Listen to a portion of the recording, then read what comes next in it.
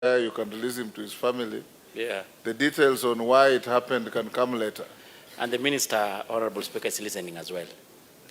Yes, Gonzirai, you are asking about the disappeared person. Yes, the abducted person. The that minister is here.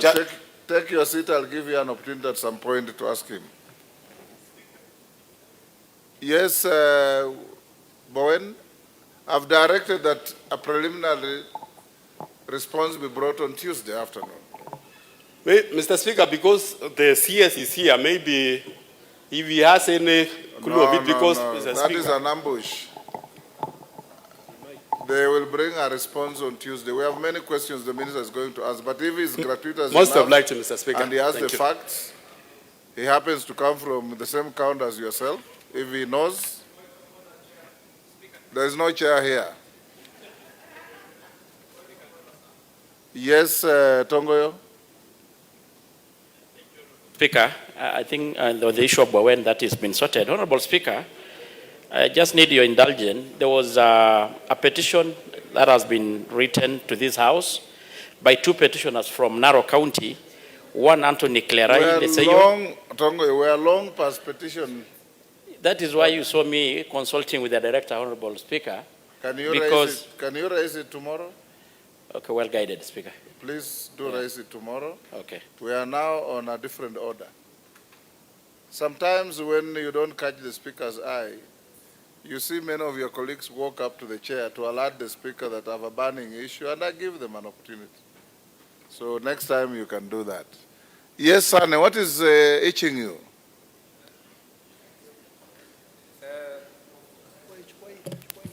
Thanks for your kindness, Speaker. In the last sitting, the temporary Speaker gave an instruction that there should be an addendum to today's questions regarding the CS who is in the House, and that addendum regarding a missing person who Wajir North is not listed. I seek your indulgence that I be allowed to ask the same. Sir. I will allow you at an appropriate time. Minister, welcome to the House. We are now at question time. Honorable members, we had directed that we have the Minister or the CS for Education. He has indicated that he's closing some public event in Meru and has requested that we indulge him to come to the House at a different time. In any case, the pressure was about the event that is closing today as to why the children who went to Meru were not facilitated. Be that as it may, the matter remains alive. I have been advised by the majority leader that he may move the House to sit the whole of next week. If he does so, then Owen Bayer, you are directed to get the Minister for Education here on Wednesday afternoon to respond to that issue. Yes, Major Dong, I give you 3 minutes to present your statement very quickly. Give him the mic. Thank you, Honorable Speaker. I lies pursuant to the Provision Standing Order number 44-2C. I lies to request for a statement from the Chairperson of Departmental Committee on Education regarding the status of conversion of SVAC Community School in Embakasi Central Constituency to a public primary school. Honorable Speaker, SVAC Community School is the only school serving densely populated area of Matopeni Spring Valley Ward in Embakasi Central Constituency. For many years, the school has been sustained through efforts and sacrifices of the local community and well-wishers.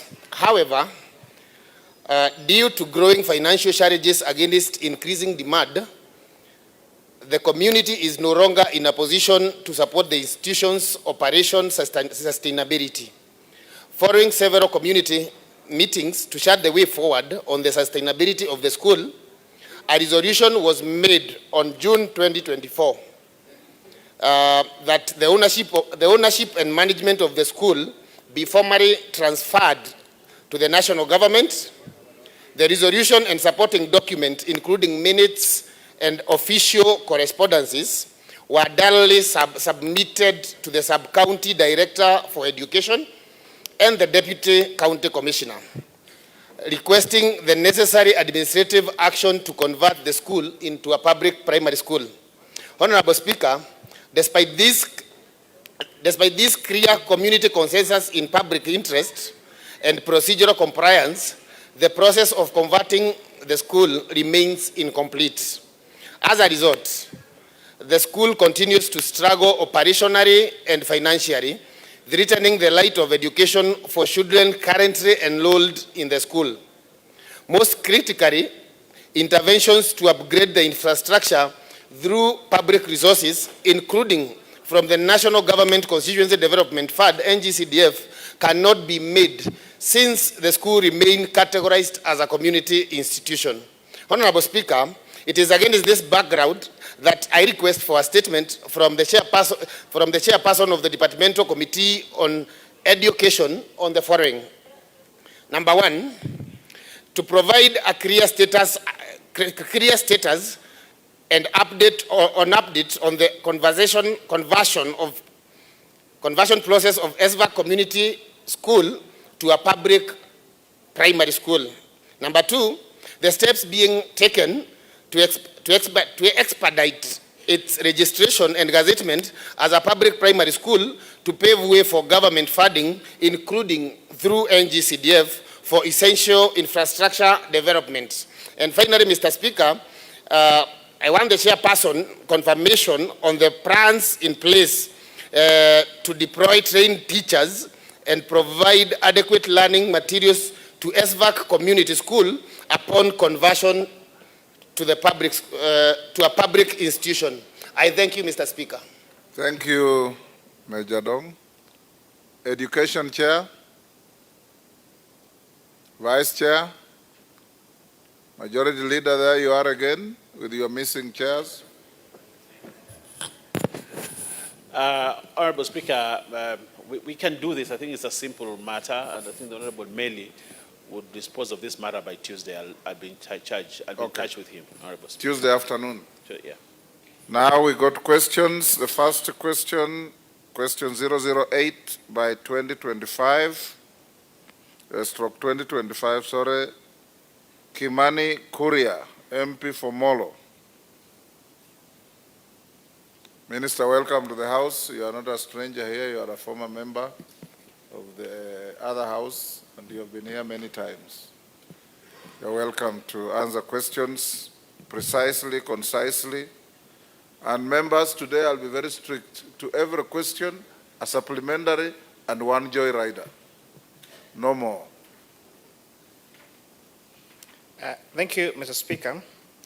Mr. Speaker, could the Cabinet Secretary explain the following? One, provide details on the state of security in this country, including steps being taken by the ministry to avert death and destruction of property, especially during demonstrations.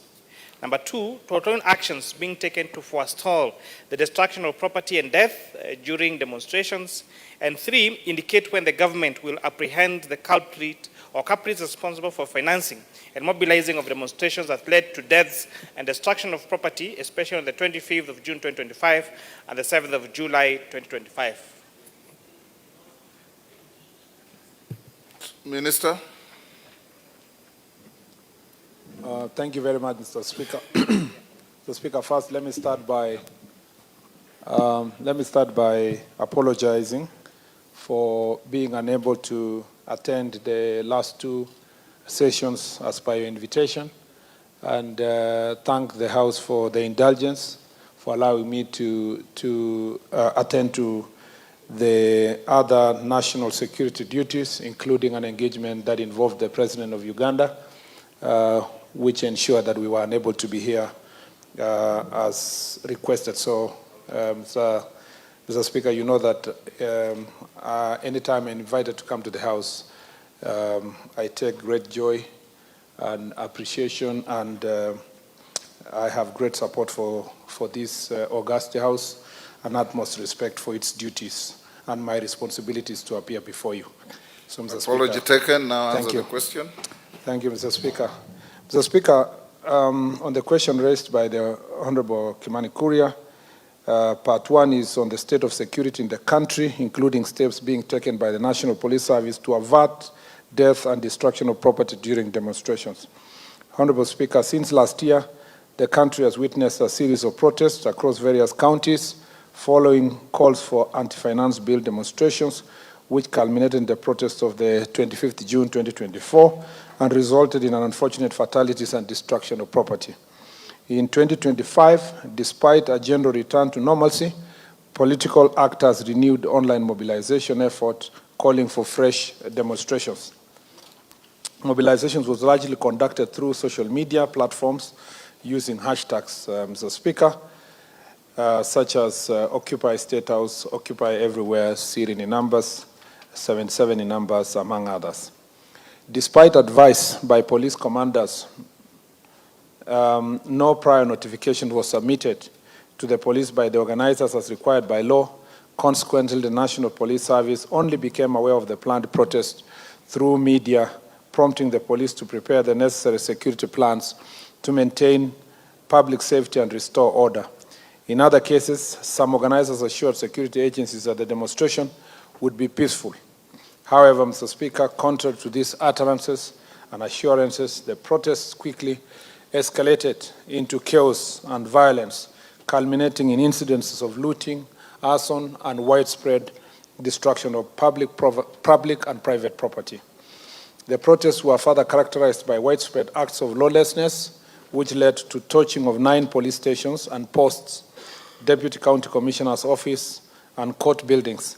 In addition, numerous supermarkets and private business premises were vandalized and looted, resulting in significant economic losses and disruption of essential services. In particular, Mr. Speaker, during Sabasaba demonstrations, 25 lives were lost, with 45 civilians and 170 police officers injured.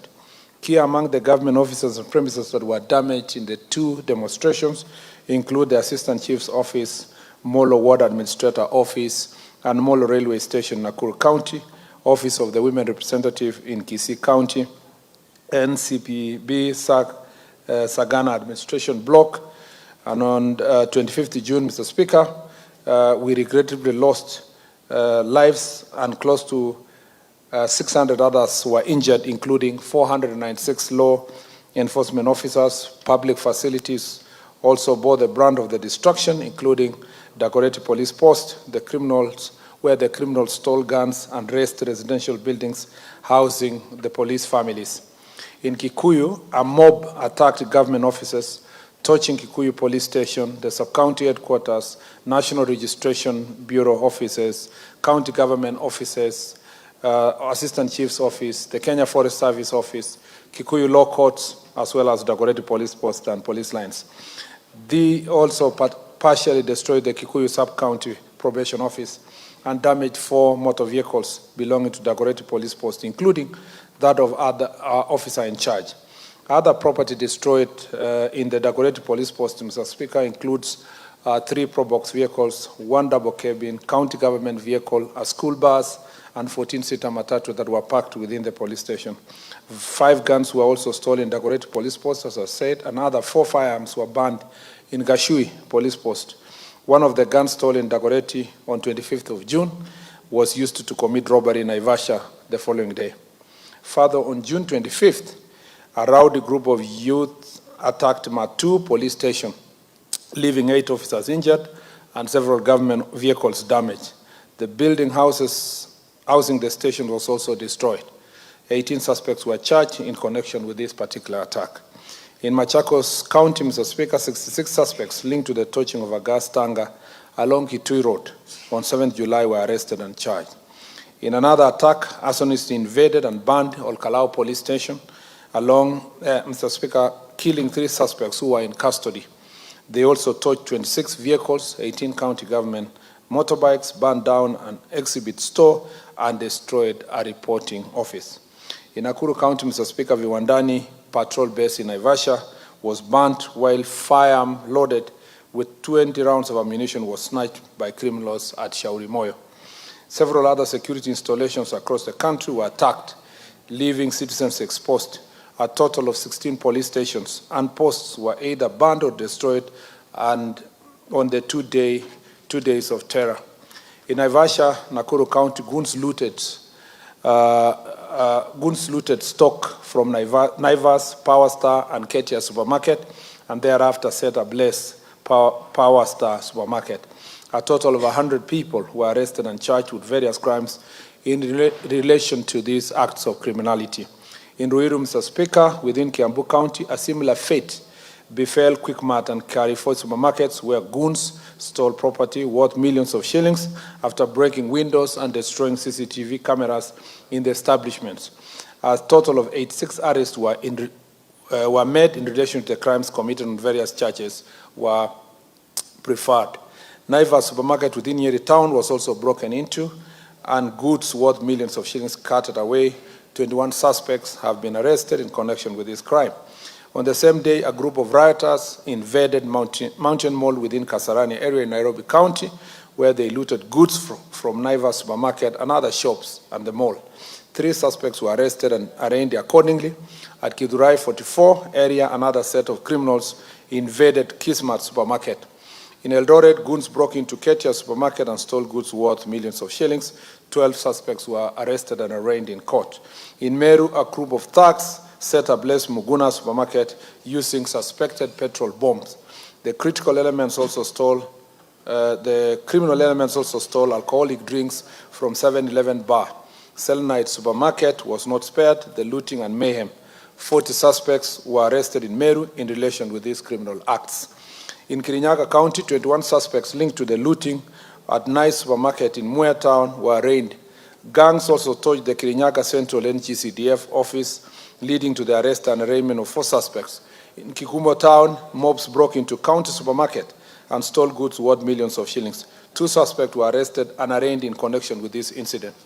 In another incident, Mr. Speaker, marauding gangs stormed the operating theater of the Kitengela Sub-County Hospital, interrupting an emergency cesarean section and terrorizing patients and medical staff. 2 suspects were arrested and arraigned in court. Evidently, all these events were well orchestrated and coordinated by certain actors with the intention of inciting unrest, destabilizing public order, and undermining national stability. In light of this evolving landscape of demonstrations, and more so the violent nature of the protests that proved to be a threat to national security, the National Police Service being constitutionally mandated to enforce law and order, Mr. Speaker, responded by implementing measures to forestall violence and violence and damage to property. The role of police in managing demonstrations is guided by the Constitution of Kenya, 2010, the Public Order Act, Cap 56, and the National Police Service Act of 2011. Article 37 of the Constitution of Kenya provided everyone has a right to assemble, to demonstrate, picket, present petition to public authorities, peaceful and unarmed. However, this right is not absolute and is subject to limitations provided for under Article 24 of the Constitution, which permits reasonable and justifiable limitation in a democratic society, e.g. to protect public order, public safety, and rights of others. The Public Order Act also provides the same, Mr. Speaker. And I have reproduced, Mr. Speaker, at length the various provisions of the Public Order Act, and I don't wish to read any further. The statement will be circulated, Mr. Speaker, which includes what of importance is the members of public are required to provide and present a notification to police officers at least 3 days before any such demonstrations, and that, Mr. Speaker, at least 3 days, but not more than 14 days before the event. And, Mr. Speaker, that must be in writing, who is coming to protest, the names, the estimated number, the routes, and so forth, Mr. Speaker. And the police may acknowledge the same, and this is not done so that we can give the right to demonstrations, basically, to ensure that the police officers are prepared to provide security during such demonstrations. So on part 2 of the question, Mr. Speaker, the Honourable Member would like to know on the actions being taken to forestall the destruction of property and death during demonstrations. And Mr. Speaker, the Ministry remains steadfast in this commitment to safeguard lives and property during demonstrations through the following measures. Number 1, intensified both mobile and foot patrols in targeted areas to enhance visibility, deter criminal elements, and detect early signs of unrest. 2, intensified efforts to lobby for more budgetary allocation from the National Treasury to meet its logistical and operational requirements, hence rapid deployment capabilities during demonstrations. Number 3, embraced modern policing technologies such as CCTV surveillance, drone monitoring, digital communication systems, and incident mapping tools to monitor crowds, track threats in a real time, and coordinate timely intervention, ultimately enhancing the effectiveness of law enforcement during protests. 4, leverage on real-time intelligence, informer networks, and surveillance tools to identify planned disturbances and criminal elements before they mobilize. 5, engage with community leaders, civil society, and Nyumba Kumi clusters to help gather early warning information and promote peaceful resolution before protests escalate. And finally, Mr. Speaker, issue advanced public advisories and engage through media to encourage people demonstrations and warn against unlawful activities. Mr. Speaker, in addition to that, as a deterrent measure, also prosecuting, arresting and prosecuting perpetrators in good time is extremely important in forestalling a repeat of same incidences. The next part is the Honourable Member would like to know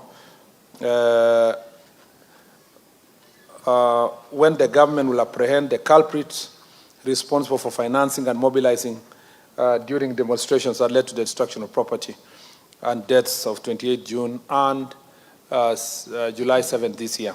Mr. Speaker, the National Police Service initiated investigations into a range of offences committed during the recent demonstrations. The investigations aim to identify individuals who financed, facilitated, and mobilized the demonstrations across the country, leading to the destruction of public and private property, loss of lives, and injuries to civilians and police officers. In the course of these investigations, the service has obtained several financial statements and data linked to persons of interest, which are currently undergoing forensic analysis. Additionally, information relating to the registration particulars of companies, non-governmental organizations, and societies believed to have played roles, and non-governmental organizations and societies which are believed to have played a role in facilitating the protest has been acquired. The National Police Service is working in close collaboration with various government agencies and stakeholders to expedite investigations. These include the National Transport and Safety Authority, the National Registration Bureau, the Communication Authority, the National Intelligence Service, the Registrar of Companies, the Financial Reporting Center. So far, preliminary analysis of this evidence gathered have led to the identification of several persons of interest believed to have participated in illegal acts during demonstrations and those linked to the funding and mobilization of the demonstrators. About 1,500 people have been arrested countrywide and are facing various charges including terrorism, murder, robbery with violence, sexual assault, arson, malicious damage to property, and targeted attacks on strategic infrastructure. The police have also arrested and arraigned 15 individuals across the country associated with the planning and mobilization have since been charged with various offenses, including offenses under the Prevention of Terrorism Act, unlawful assembly, participation in unauthorized demonstrations, incitement to violence, organizing unlawful protest, destruction of public property, arson, malicious damage to property, aiding and abetting unlawful acts, unlawful possession of ammunition, unlawful possession of tear gas canisters. Investigation to identify additional financiers and mobilizers of the protest and arraign them before the court are ongoing. I submit, Mr. Speaker. Mr. Speaker, I submit. Yes, the first shot goes to the questioner. Kimani, you are satisfied? If you are, we give way to somebody else. I think the statement is quite comprehensive, but we really urge the National Police Service to make sure there is protection of lives and property.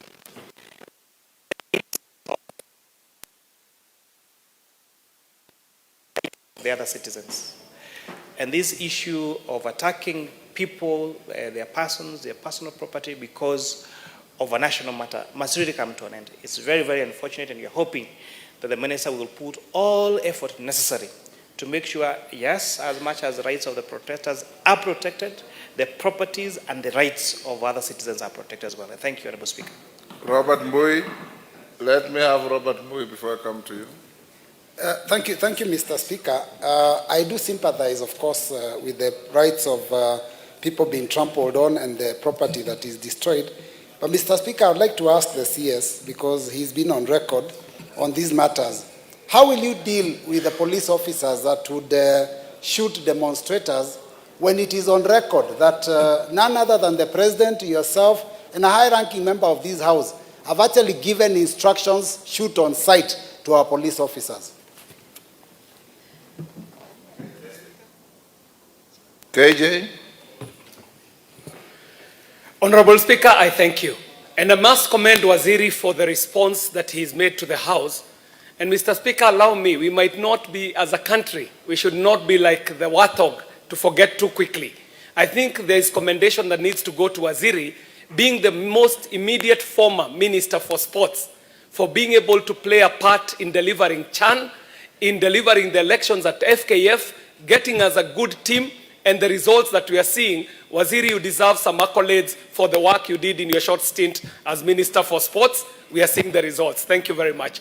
Mr. Speaker, as Waziri has indicated, the Dagoretti South constituency received a disproportionately higher share of the violence, especially on the 25th of June last year, 25th of June this year, and on the 7th, Sabasaba, and in part because being in Nairobi, when there are protests in the city, some of our officers are deployed in the city center and some of our institutions are left exposed.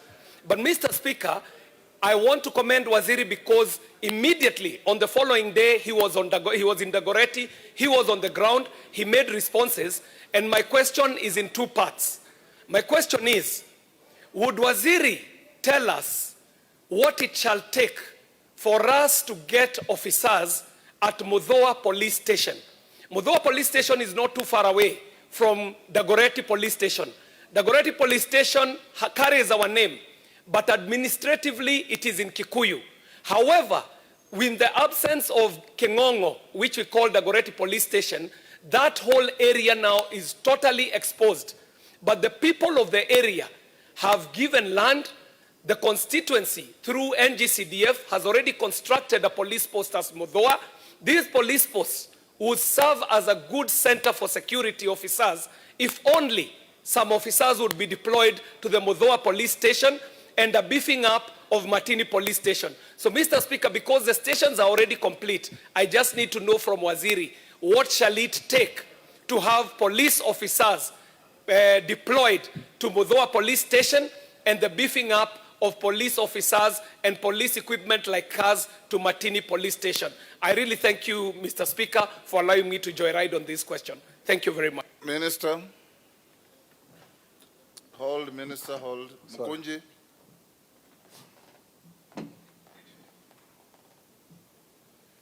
Thank you, Honorable Speaker. And Honorable Speaker, I'm one of those people that were arrested during Sabasaba. And Honorable Speaker, I was on my way, trying to make my way through Thika Road. And police officers, close to 40 of them, from nowhere came, arrested me without telling me exactly what I have done. They intimidated me, took me to a police station in Gatundu, and without even writing anything in the OB, Honorable Speaker, I was put in a cell alone. Anybody who came inside to ask whether I'm in that place, Honorable Speaker, was told I'm not around. And it's until around 7 p.m. when I heard people shouting outside that, Honorable Speaker, I shouted from the cell to say, Honorable Speaker, that I'm in that police station without knowing exactly what has been written. Honorable Speaker, I have listened to the CS. And Honorable Speaker, I feel sad because while his statement... Ask him a question. Yes, while his It's statement question time. is talking of some sort of hard work he's doing, the of demonstrations to fight against some political opponent. Honorable Speaker, I want to ask Waziri to be genuine on matters to do with fighting criminals. And Honorable Speaker, I want you to know, I want to actually Waziri to tell me under what circumstance are people who are found in demonstrations, and it happens that during demonstrations there happens to be destruction of property, and I'm not void to say pole to anybody who has lost property during this time. But Honorable Speaker, there is a squeeze and a push on intimidation. You are making a statement instead of asking a question. This is question I'm time. getting to the question, Honorable I've Speaker. given you time to ask him a question. I want to ask Waziri whether, while he is giving statistics, and I have seen many young people in Kahawa being charged with terrorism.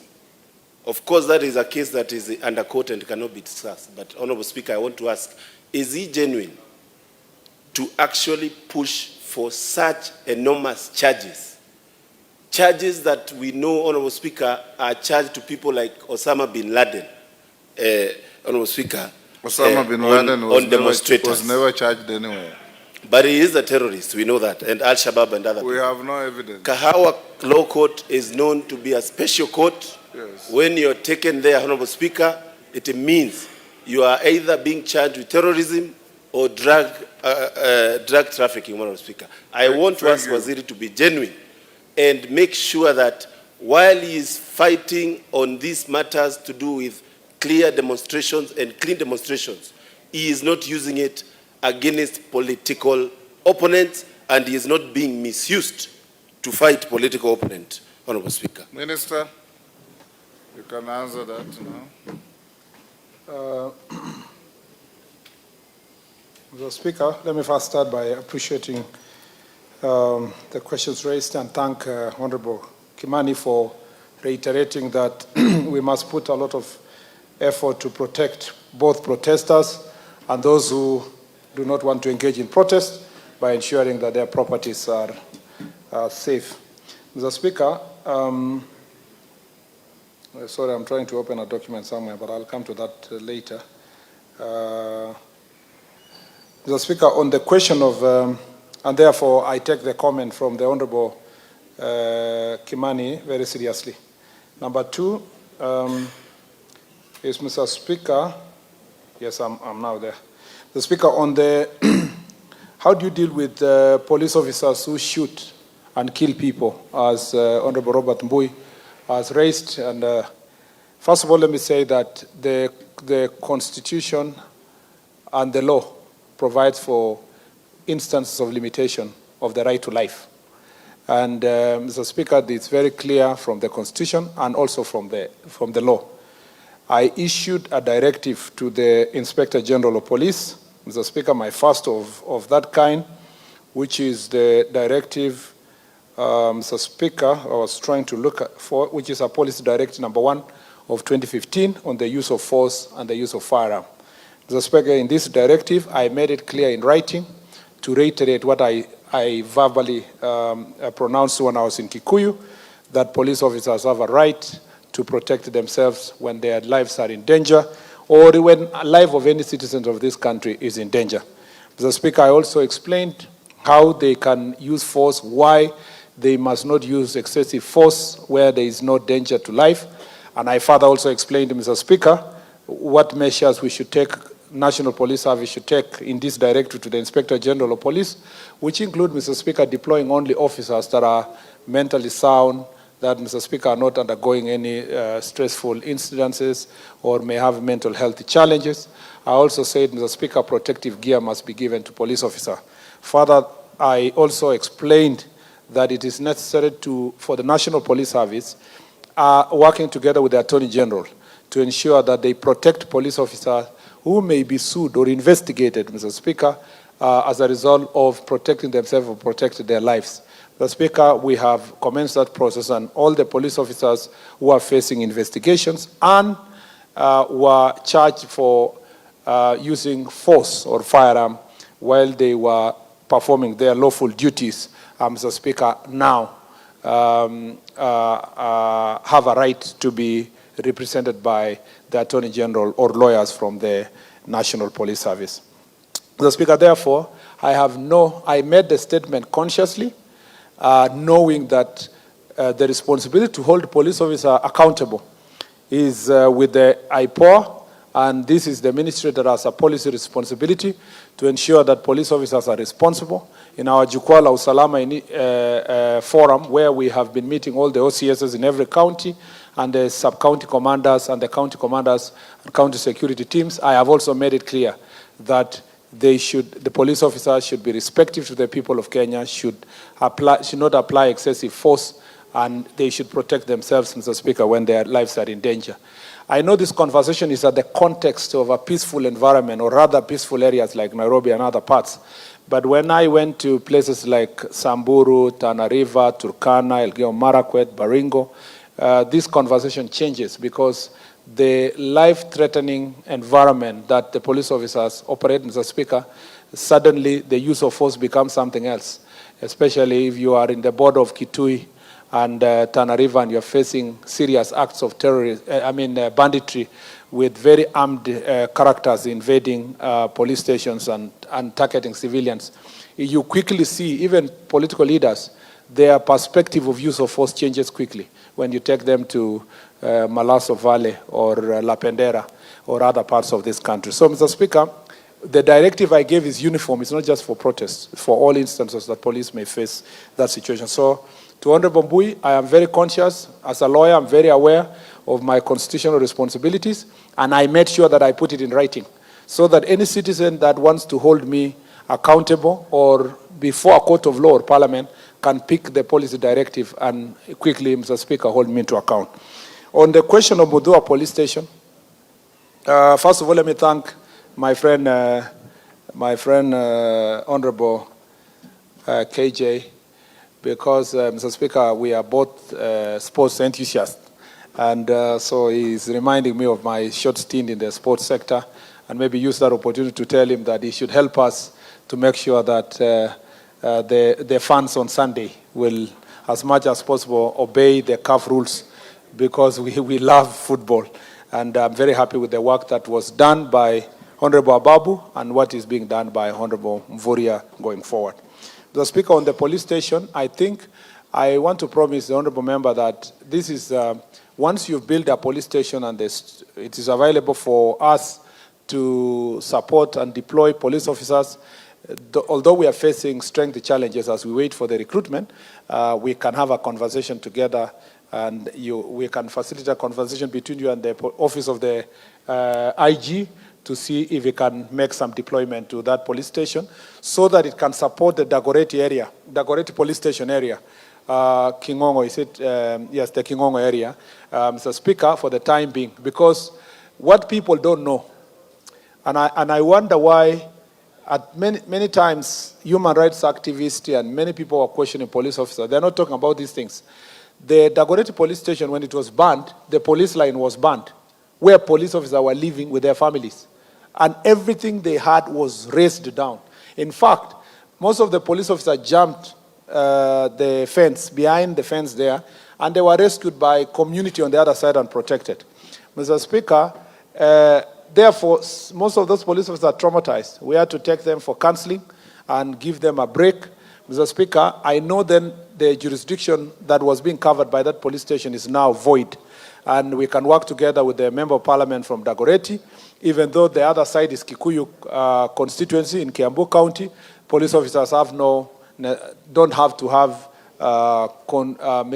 county boundaries if they are enforcing the law to make sure that they protect the people. So we can have that conversation with the IG and support Honorable KJ upon completion of my presence here. Mr. Speaker, Honorable Mukunji has raised an issue that is personal to him on a matter that is alive in court. Mr. Speaker, I am very restrained to say much because I am sure that Honorable Mukunji understands that I am not the judge and he has a choice to either prosecute his case here in Parliament or prosecute it in a court of law. And therefore, opening a gun of worms can possibly, Mr. Speaker, prejudice the trial, which involves fair trial on his part. But suffice to note, Mr. Speaker, that the National Police Service do not arrest anyone for political reasons because the IG is not a politician.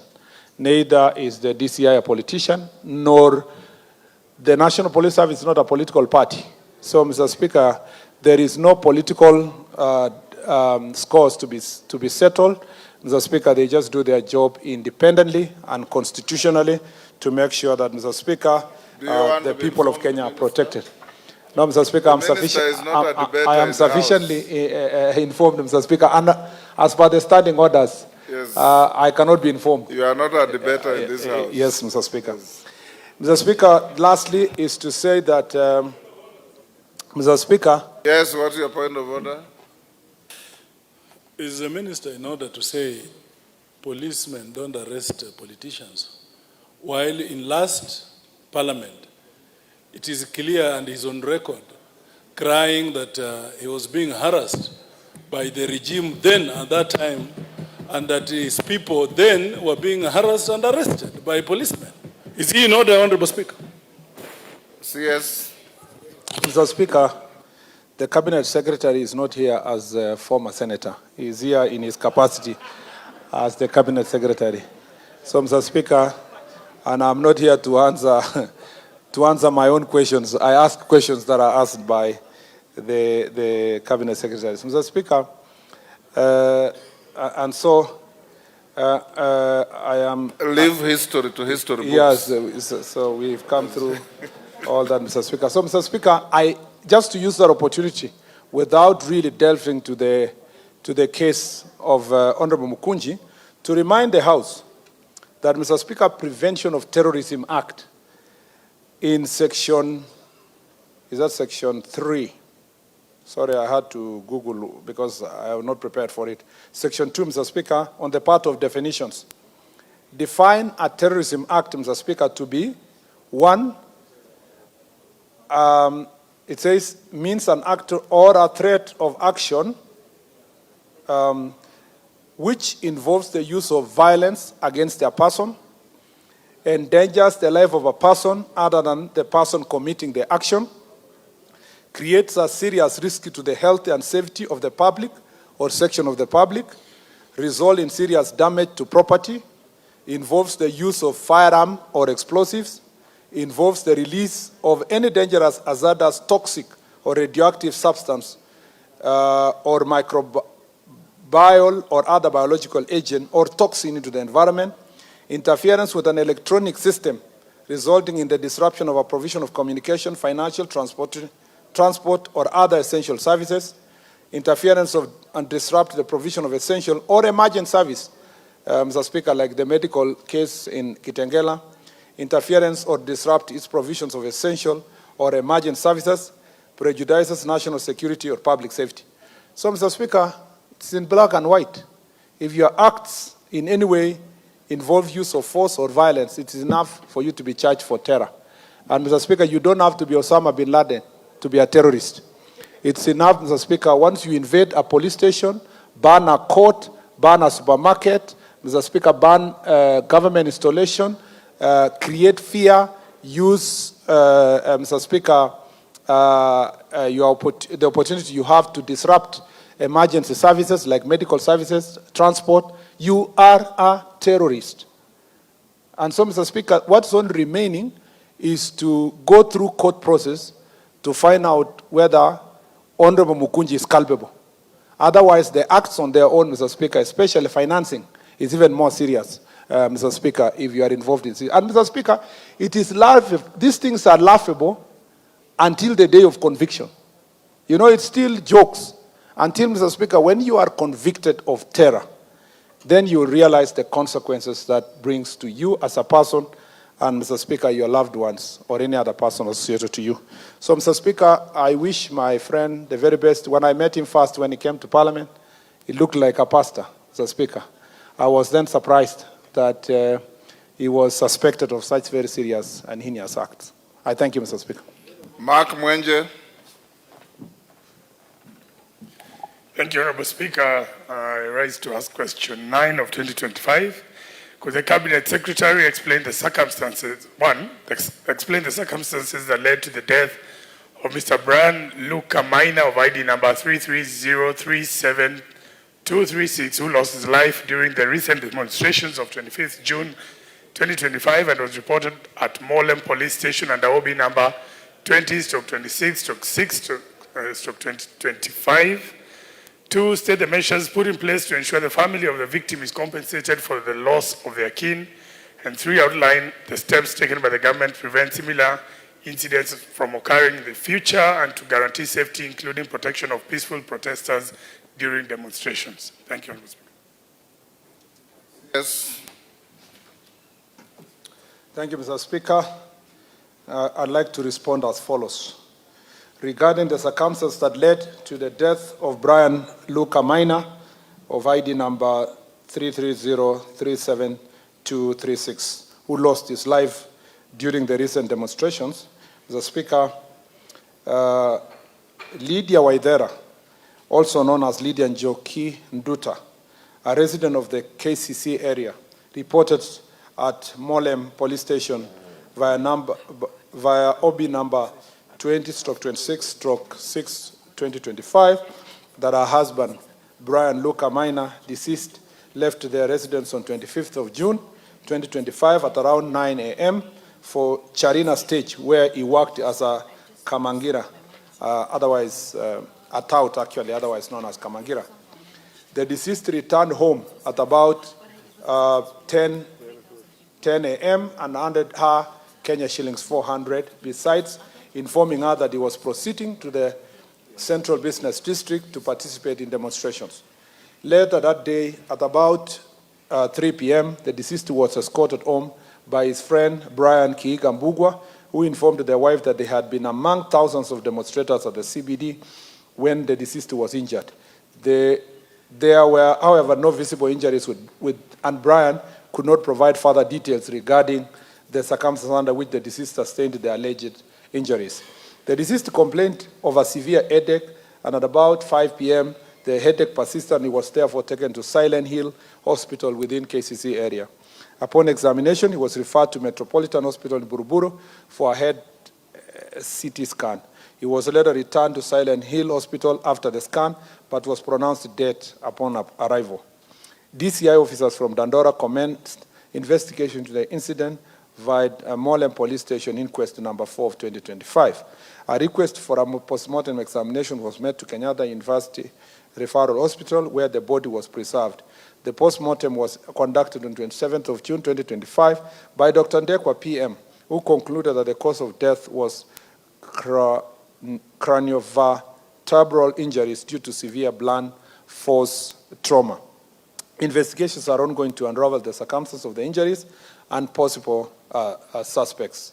Mr. Speaker, on measures put in place to ensure that the family of the victim is compensated for the loss of their kin, Mr. Speaker, the government has established, and that was the most recent, a formal mechanism to coordinate compensation for victims of demonstrations and riots held across the country.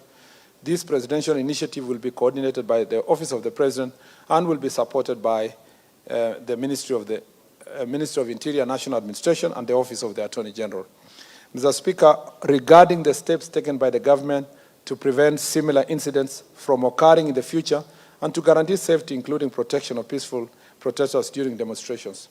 Mr. Speaker, let me first say, every time we come and read such stories, Mr. Speaker, it's not just a story. There are people behind it. There are families, wives, children, mothers, fathers, uncles, aunties, and so many other relatives and community.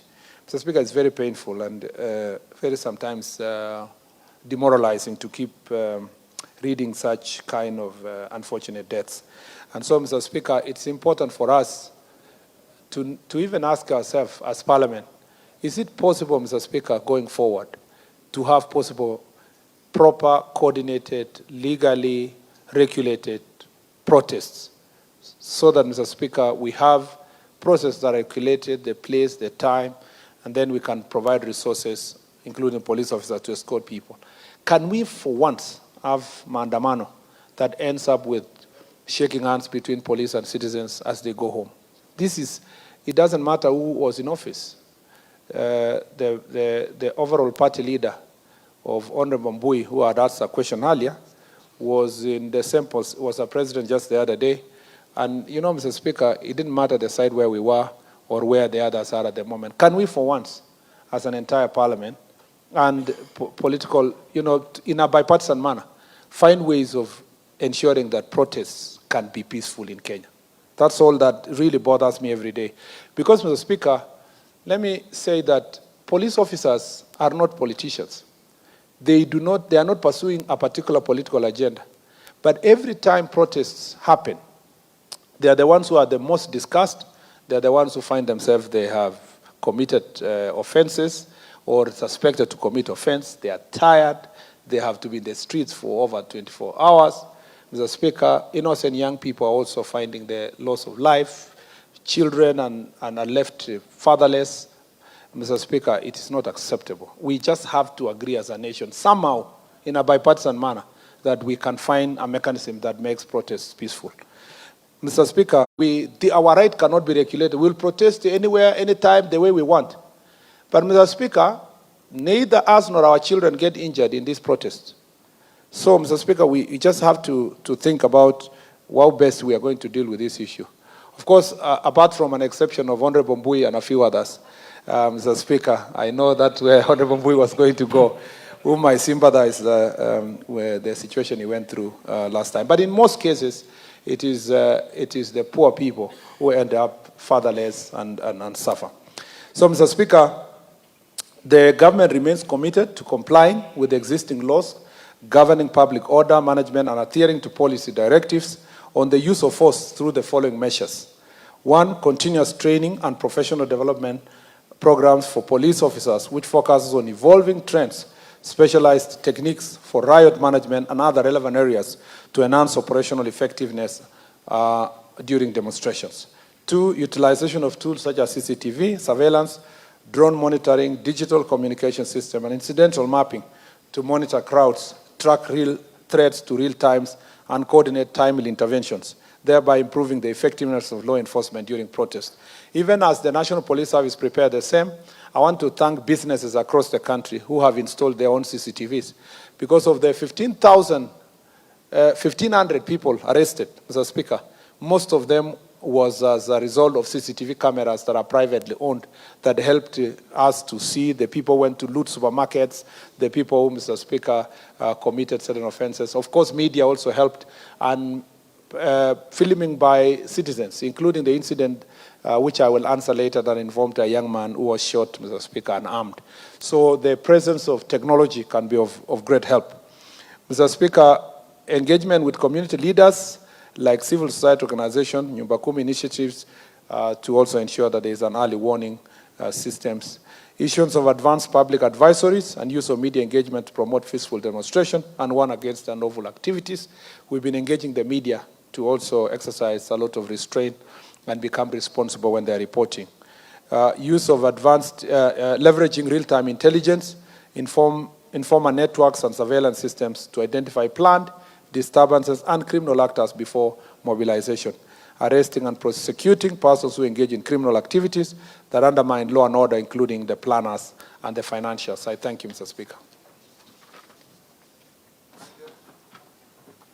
Thank you, Honourable Speaker, and I thank the Cabinet Secretary for his response. Although, Honourable Speaker, there is an assumption that all victims of police brutality they died by either a bullet. And Honourable Speaker, my follow-up supplementary would be for the Cabinet Secretary to just confirm that it is true there are youths who died during the protests, and whether some of them died as a result of beatings. And here in Nairobi, Honourable Speaker, the police, and there was a special unit of goons who are operating with the police. And unfortunately, this team beat some of these youths. And Brian, one of the youths who, there was a video even in town of him protesting at the time, is one of the youths who were beaten by the police and unfortunately died painfully much later in the day, Honorable Speaker.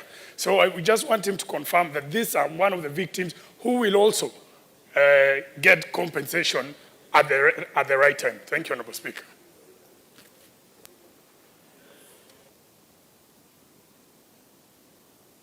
Thank you, Honorable Speaker. I just wish to ask the Cabinet Secretary to what measures is put in place to ensure the National Police Service or the police adhere to High Court judgment or directive that required any policeman assigned for purposes of riots or demonstration should be easily identifiable. That's by name, they have a tag, they don't put on masks to conceal their faces, they don't put hoods to conceal their identity, and their uniform. Because, Honorable Speaker, we have seen so many plainclothes people, nobody knows whether they are security men or they are hooligans or the terrorists, as he calls them, working hand in hand with the police. And they ones are responsible for most of the deaths and the injuries to innocent demonstrators. Thank you, Honorable Speaker. Thank you, Speaker, and thank you to the CS. Sorry, I thought you said Waziri. My name is anonymous to Waziri, so sorry. Thank you, Speaker, for giving me the chance to ask, and thank you to the CS. I'm happy that you are going to compensate the victims. Matu lost 2 lives. But my question, what about those who lost properties? So can you clarify whether you are going to compensate those who lost properties? Thank you.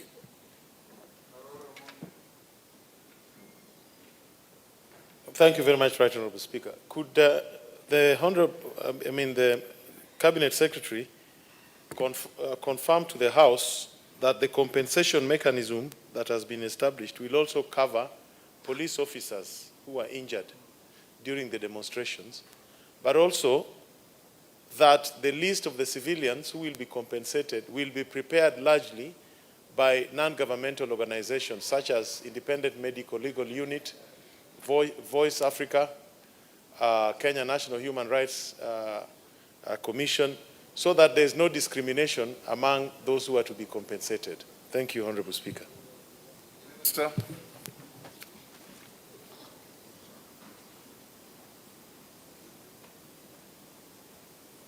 Mr. Speaker, first let me say, yes, there are people who died in the demonstrations, not as a result of bullets, Mr. Speaker, but different injuries. You remember that, Mr. Speaker, there were all kinds of hooligans who were carrying stones, some machetes, Mr. Speaker, others they had rungus and all kinds of crude weapons. So, Mr. Speaker, that is what makes it very difficult to know whether this very gentleman was injured by a police officer or a civilian. Mr. Speaker, there is no civilian wing of police officers. There is no wing of police officers that are goons that were working with police. I shall be responding to another statement in relation to the same. And, Mr. Speaker, we are making it very clear, Mr. Speaker, that the police officers find themselves sometimes in between 2 warring demonstrating groups, some saying we are for peace, some saying we are protecting our property, and so forth. And so, Mr. Speaker, police officers are only those police officers who are gazetted and are properly appointed to serve as police officers in the Republic of Kenya. Again, I insist that, Mr. Speaker, any life lost is regrettable. None of us is here to celebrate. And, Mr. Speaker, it doesn't matter the circumstance under which life was lost.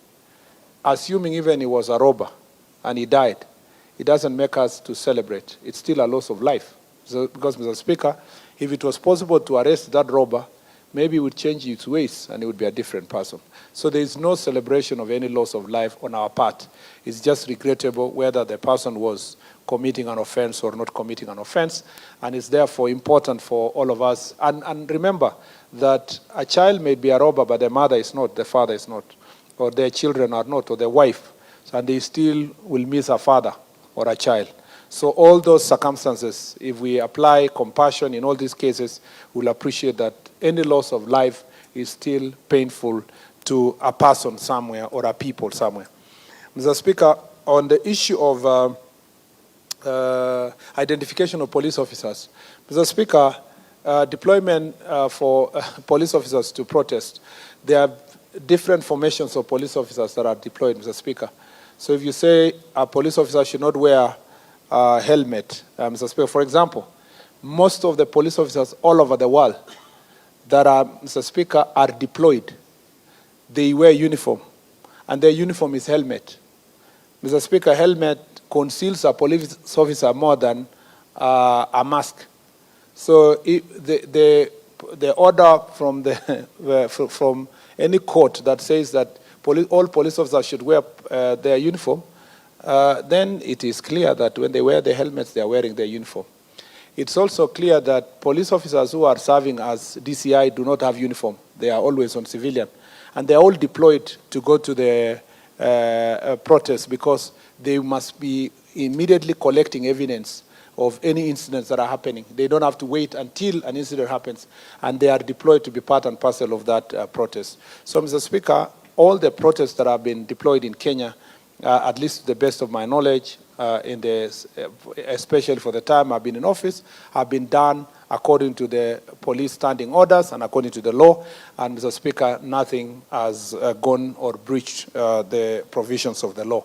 Mr. Speaker, in also, just for you to understand. Minister, you seem to be importing a new word into the description in the Constitution. Article 37, and we wrote it at Bomas, talks of assemble, demonstrate, picket, and present petitions. Where are you getting protests from? Because a demonstration is not necessarily a protest. Mr. Speaker, the English definition of protest, Mr. Speaker, would include picketing and demonstrations, if I am not wrong. And, Mr. Speaker, if we have to stick to Article 37, then I can say demonstrations. But sometimes what we witness in Kenya are not necessarily demonstrations. Because the moment it becomes a riot, it ceases to be a demonstration. Yes, yes.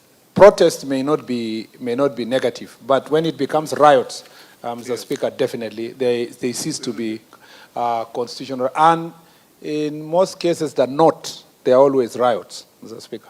Starts as demonstrations, and at some point they are taken over by riots. Mr. Speaker, I was at the stage of identification. So just to conclude, Mr. Speaker, deployment of police officers, I know that sometimes there have been judicial overreach, and they say when you deploy police officers to any operations, they must be seen, identification, and cover themselves, because the judge who is making that decision is making it at a comfort in his office in Milimani with air condition. But when you deploy our police officers to Liboi, Mr. Speaker, or to somewhere in Kibish, or somewhere in Lamu or Kiunga, Mr. Speaker, there are many, many other things we do that are supposed to protect our police officers. So it's not a straitjacket thing. And sometimes courts make decisions that they cannot enforce, because someone is saying you dress in a particular manner, but the police officer will not be there when the judge is not going to be there when the police are fighting Al-Shabaab to monitor how they will dress and how they will look like. So, Mr. Speaker, this is a sensitive area, and I have always insisted that across the arms of government, there must be an understanding of what is called national interest that is beyond our sectarian competition or political competition that we have. Mr. Speaker, on compensation of loss of property, at the moment, the directive of His Excellency the President in establishing this compensatory mechanism does not include compensation for property. And I think that is for good cause, Mr. Speaker, because if you were to value the property that is destroyed, even as a supermarket like the one in Meru alone, or the looting that happened in OTC, and the whole destruction, it would take the entire budget, perhaps, Mr. Speaker, of Ministry of Interior, for example, to compensate those people. And then we would be encouraging also goons and criminals to be destroying property and then people are compensated. I think this is a mechanism out of compassion that His Excellency is putting in place to just look at the loss of life. And you can never compensate life. I think even the word compensate is just, it's a compassionate support, if you may ask me, because there's nothing, no amount of money can bring back life or can be equated to life by any family. So maybe let me tie together that with what Honorable Karoli Omondi raised, Mr. Speaker, concerning the mechanism of that compensation.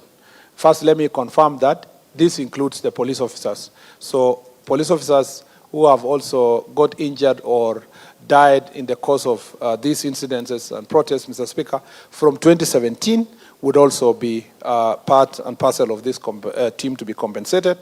And it is the Office of the President, his advisor on constitutional affairs and human rights, Professor Makao Mutua, who will coordinate the rest of the team to establish a fair mechanism of identifying the victims. And Mr. Speaker, I don't think it's an easy job. So he has to consult all these institutions as has been raised by Honorable Karoli Omondi. And considering the background of Professor Makao Mutua, I have no doubt in my mind that his experience in the civil society will come in handy in consulting those institutions and people who have suffered. Let's not assume it's going to be an easy task, especially in a country that when you compensate IDPs, a new set of IDPs come up. And I know cases where even when you complete one government, finishes IDPs, another government, gets another petition of IDPs. So we have to be very strict in this sense so that we don't make a mockery of such a very important and noble idea. Thank you, Mr. Speaker. Wamshomba.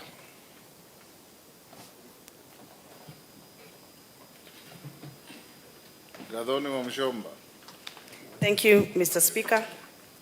I rise to ask the Cabinet Secretary for Interior and National Administration to provide a report on the total number of female bodies recovered from Kware dam site in Embakasi, including an update on how many of the victims have been positively identified through forensic or DNA analysis.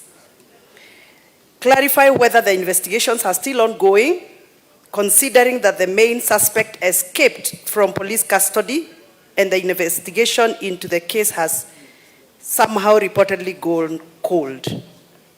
State the specific steps undertaken by the Directorate of Criminal Investigation, the DCI, to progress the case, locate the suspect, or identify additional perpetrators. Clarify whether there are any new policies or protective interventions being implemented by the ministry to prevent future tragedies related to abductions and femicides, including steps taken to reassure affected communities. Thank you, Mr. Speaker. Mr. Speaker, I'd like to respond as follows. First, regarding a report on the total number of female bodies recovered from the Kware dam site in Embakasi. Mr. Speaker, following public reports regarding the mysterious disappearance of people, the National Police Service commenced investigations into the matter. Homicide unit was deployed to Kware dam site in Embakasi after suspected luggage-wrapped sacks were sighted floating in stagnant Kware waters. Upon retrieval, the sacks were found to contain human remains. The operation, which spanned several days, resulted in the recovery of 17 packages containing dismembered human body parts. Most of the recovered bodies were in an advanced stage of decomposition and were preserved at the city mortuary, where post-mortem examination were conducted on the body parts. Subsequent DNA analysis led to the positive identification of 5 of the victims, who were matched to their respective family members: Josephine Mulango Owino, Roslyn Moth Ongongo, Wilkista Ojambo Ososo, Christine Mwende Madina, and Rosemary Ojambo.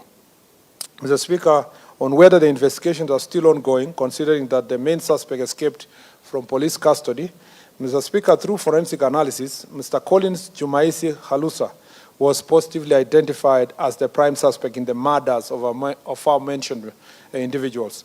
The suspect was arraigned before the Chief Magistrate Court at Makadara under criminal miscellaneous application number E861 2024 and detained for 30 days pending investigation, and was remanded at Gigiri Police Station. On 20th August of 2024, the suspect escaped from custody, lawful custody at Gigiri Police Station. A warrant of arrest was issued against him, which remains in force. The Internal Affairs Unit launched an independent inquiry to establish the circumstances around the escape, and investigations are ongoing. Multi-agency operations are in progress to trace and apprehend the suspect so that he can be charged before the court of law. Regarding the specific steps undertaken by Directorate of Criminal Investigation to progress the case, locate the suspect, or identify additional perpetrators, Mr. Speaker, the Directorate of Criminal Investigation, in collaboration with other multi-agency security teams, is actively working to trace and apprehend the suspect. Members of the public are encouraged to share any relevant information, Mr. Speaker, with the police through the Fichua Kwa DCI number, toll-free number 0800 722 or via WhatsApp at 0709 570 000.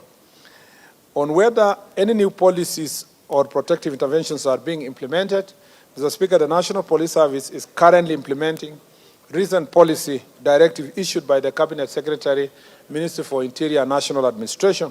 These directives focus on strengthening security operations, enhancing public safety, and improving accountability in the handling of the cases such as abductions and femicide.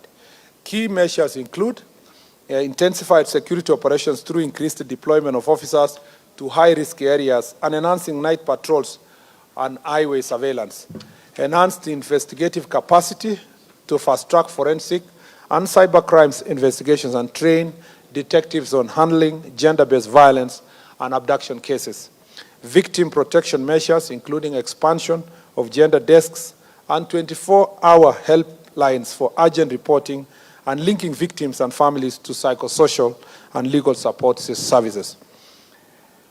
4, strengthening oversight and accountability through enhanced collaboration with Independent Police Oversight Authority and Internal Affairs Unit of the National Police Service.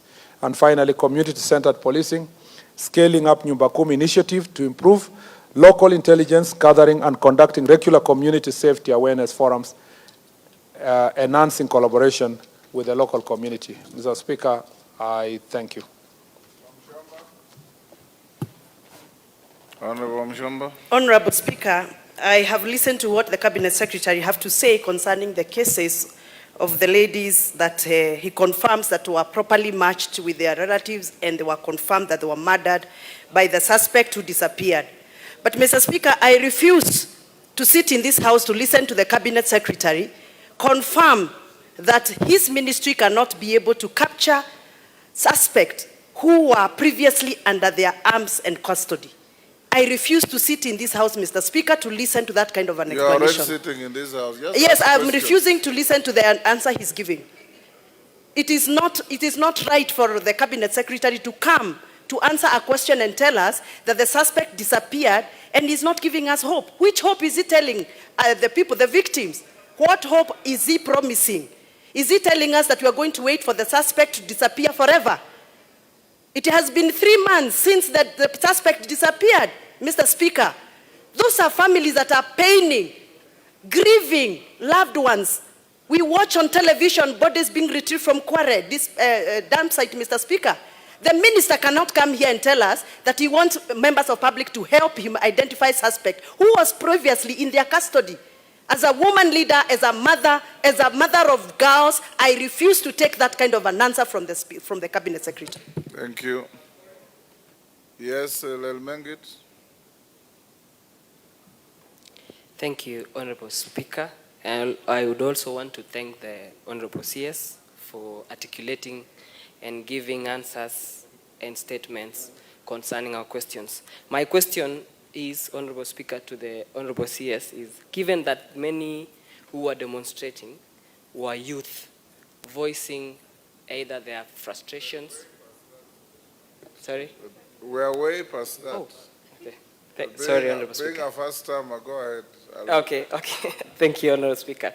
When you joyride, you must be relevant to the question. But go ahead. Okay, thank you, Honorable Speaker. Let me rephrase my question again. Given that those who are demonstrating, Honorable Speaker, were mostly the youth who are voicing their frustrations and probably political frustrations, is the government open to structured dialogue with them so that we can avoid this menace in the future? Thank you, Honorable Speaker. Mama Nairobi. Thank you, Mr. Speaker, for giving me this opportunity. Mr. Speaker, I think the CS needs to understand the pain that we're having as women when we see the number... Hold on, Basaris. Take your seat.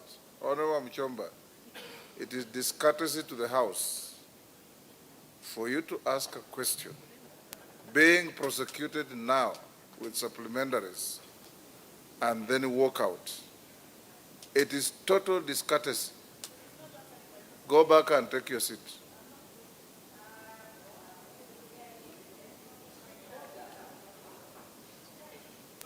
Order wa Mchomba.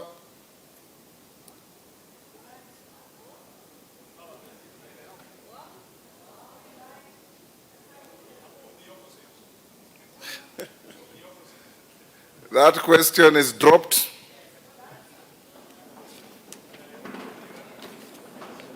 Mother Wangari? Yes.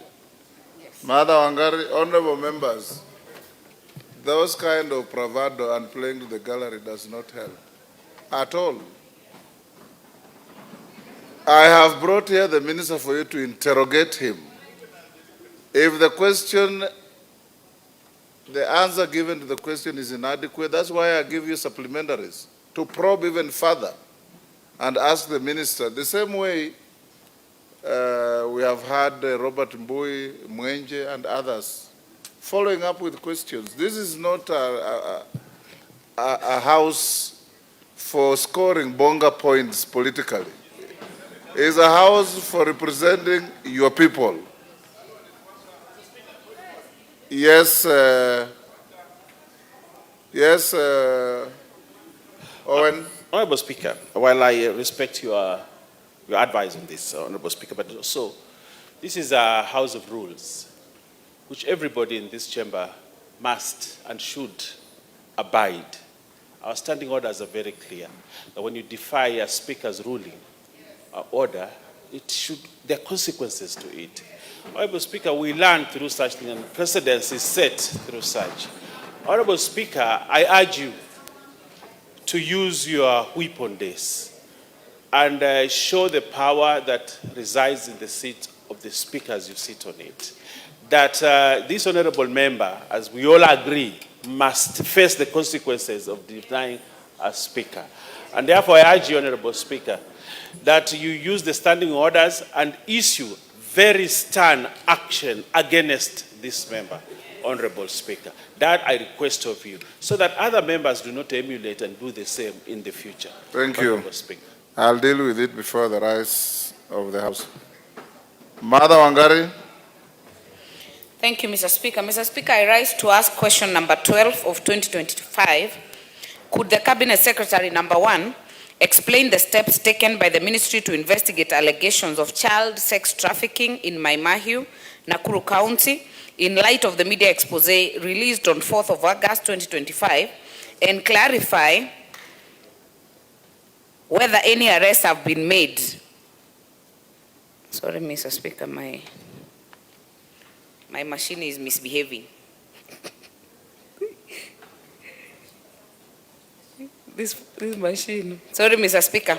Yes, I got it. You can read Thank from you. the hard copy being handed Thank to you, thank you, and thank you to the member of Molo, who is my neighbor and my friend, for assisting. Let me take it again, Mr. Speaker. Could the Cabinet Secretary, number 1, explain the steps taken by the Ministry to investigate allegations of child sex trafficking in Maimahiu, Nakuru County, in light of the media expose released on 4th of August 2025, and clarify whether any arrests have been made of the individuals implicated in the trafficking? Number 2, provide a report detailing the number of children being trafficked and explain why Security agencies, including the Inspector General of Police, have failed to take immediate action on the matter. And finally, Mr. Speaker, state the measures in place to rescue and rehabilitate the affected children back to society, including steps taken to ensure their safety and psychosocial support. Thank you, Mr. Speaker. Minister.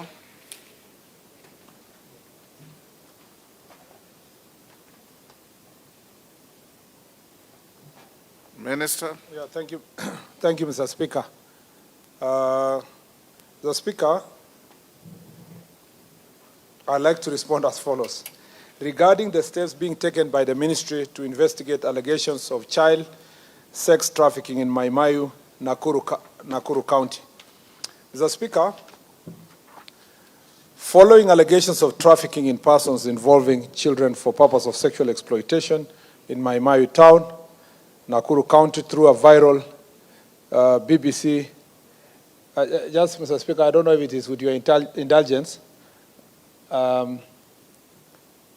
Anyway, I'll raise that later, now that you have consultation. Mr. Speaker, following the allegations of trafficking in persons involving children for purpose of sexual exploitation in Maimayu town, Nakuru County, through a viral BBC documentary, officers from anti-human trafficking and child protection units were deployed. On 6th August 2025, 4 witnesses were interviewed and their statements recorded. Neema, Selina, and Mary Nyambura Njeri, who had both been interviewed in the BBC documentary, posing as victims of child sexual exploitation, as well as Millicent Muturi Wairimu, the chairlady of commercial sex workers in Maimayu Township, and Jane Wamuyu Kungu, caretaker of Tamasha Lodgings. The 4 stated that they had been approached by the BBC investigative journalists who requested them to identify vulnerable girls aged between 17 and 21 years for a purported foreign sponsorship program.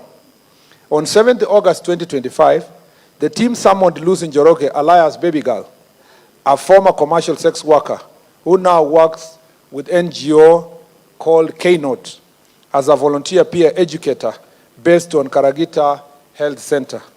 Lucy had in the BBC documentary, Lucy had featured in the BBC documentary based at Karagita Health Center. Sorry, again, I'll take that again, Mr. Speaker. Lucy had featured in the BBC documentary claiming to rescue and assist street girls and sex workers.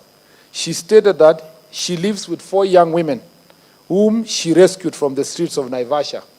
Michelle Wanjiku, who is 20, Lilian Wairumu, 19, Elizabeth Nyambura, 24, and Mine Njeri, who is 22. All 4 were interviewed, their statements recorded, and copies of the identification documents were obtained. The investigators proceeded to Karagita Health Center, where K-Note operates an office used to store contraceptives and maintain related records. Lucy was confirmed to be a liaison officer between K-Note and the health facility. On 8th of August 2025, the team interviewed John Kamau Kinuthia, the Naivasha Sub-County Gender-Based Networking Cluster Coordinator, who collaborates with several organizations including Life Broom International, K-Note, Disability Resource Information Center, Naivasha Partners for Change, Young Men in Championing Ending Gender-Based Violence, and YMCA. He confirmed having introduced Lucy to the BBC officials. To date, 14 witnesses have been interviewed and their statements recorded with relevant documents obtained. All locations featured in the BBC documentary have been identified, visited, and documented by the crime scene investigation team. The BBC crew members have been identified as Njeri Mwangi, Stephen Ruiyi, Anthony, Zipporah Ndinda, Kagunda, Beth Wamboi Waidera, Anastasia, and Nick Milne, a foreign national. According to the witnesses, BBC representative promised substantial payments and lifestyle benefits to those who were involved. Investigations have further revealed that the documentary footage was recorded in Maimayu and Karagita. Witnesses were linked to one another in various capacities within the sex work community.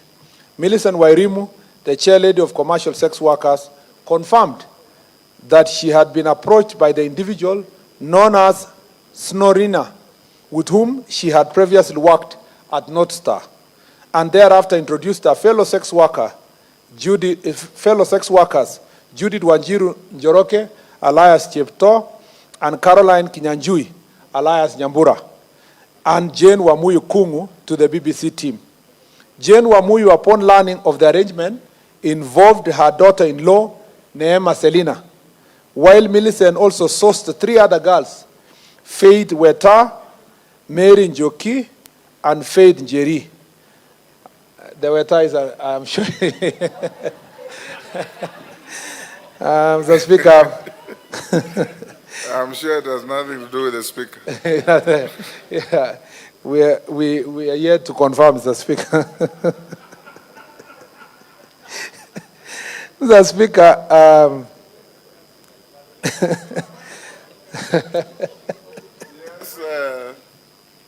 yes, TJ. Yes, TJ.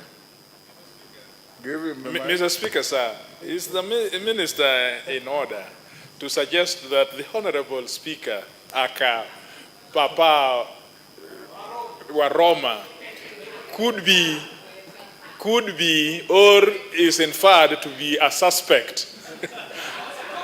And is there active investigation going on in this matter, and how far the investigation has reached, Mr. Speaker, sir? Mr. Speaker, whereas the Speaker, as the Speaker of this House, is not involved, we cannot confirm whether Faith Weta is related to the Speaker in any way. And it doesn't mean that there is any impropriety on his part. I'm just saying that this is a name. It could be from the same clan, neighborhood.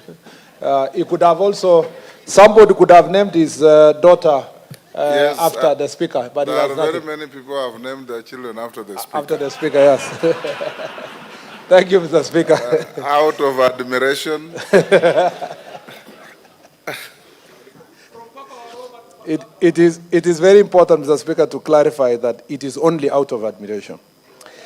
Now, Mr. Speaker, that is, let me take that again. So, Jane Wamuyu, upon learning of the arrangement, this arrangement involved, financial exchange and so forth. Jane Wamuyu, upon learning of the arrangement, involved her daughter-in-law, Neema Selina, while Millicent also sourced 3 other girls, Faith Weta, Mary Njoki, and Faith Njeri, who is yet to be traced. Faith Njeri is yet to be traced. Lucy introduced 4 girls to BBC team.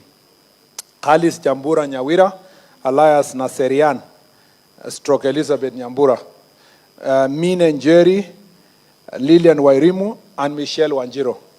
The investigation has established that the BBC team primarily sought underage girls involved in sex work.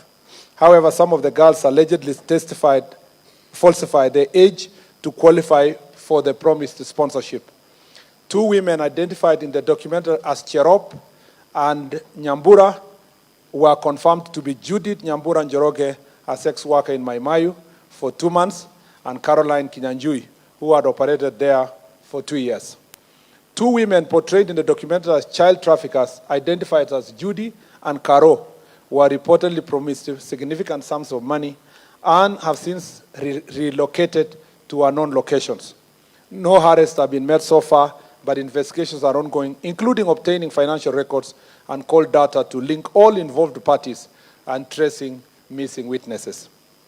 Concerning reports detailing the number of children being trafficked, Mr. Speaker, the police, through anti-human trafficking and child protection units, commenced investigations immediately upon receiving the report.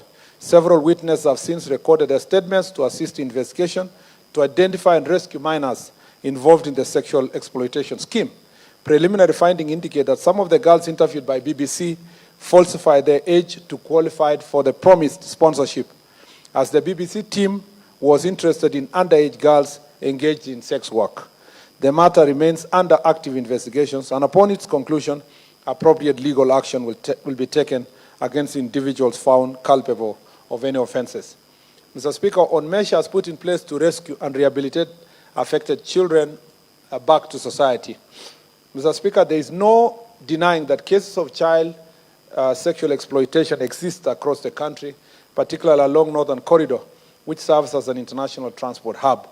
While it's possible that the BBC crew aimed to shed light on these issues, it's now apparent that the documentary failed to meet the intended purpose due to falsified information from several interviewees. Although prostitution is illegal in Kenya, it remains widespread, with sex workers openly soliciting. Additionally, access to hotels and lodging facilities is largely unregulated, with inadequate measures in place to prevent minors from gaining entry. We have issued clear and firm directives to our security teams on the ground, including officers from the National Administration, to take decisive action against the child sexual exploitation and human trafficking across the country.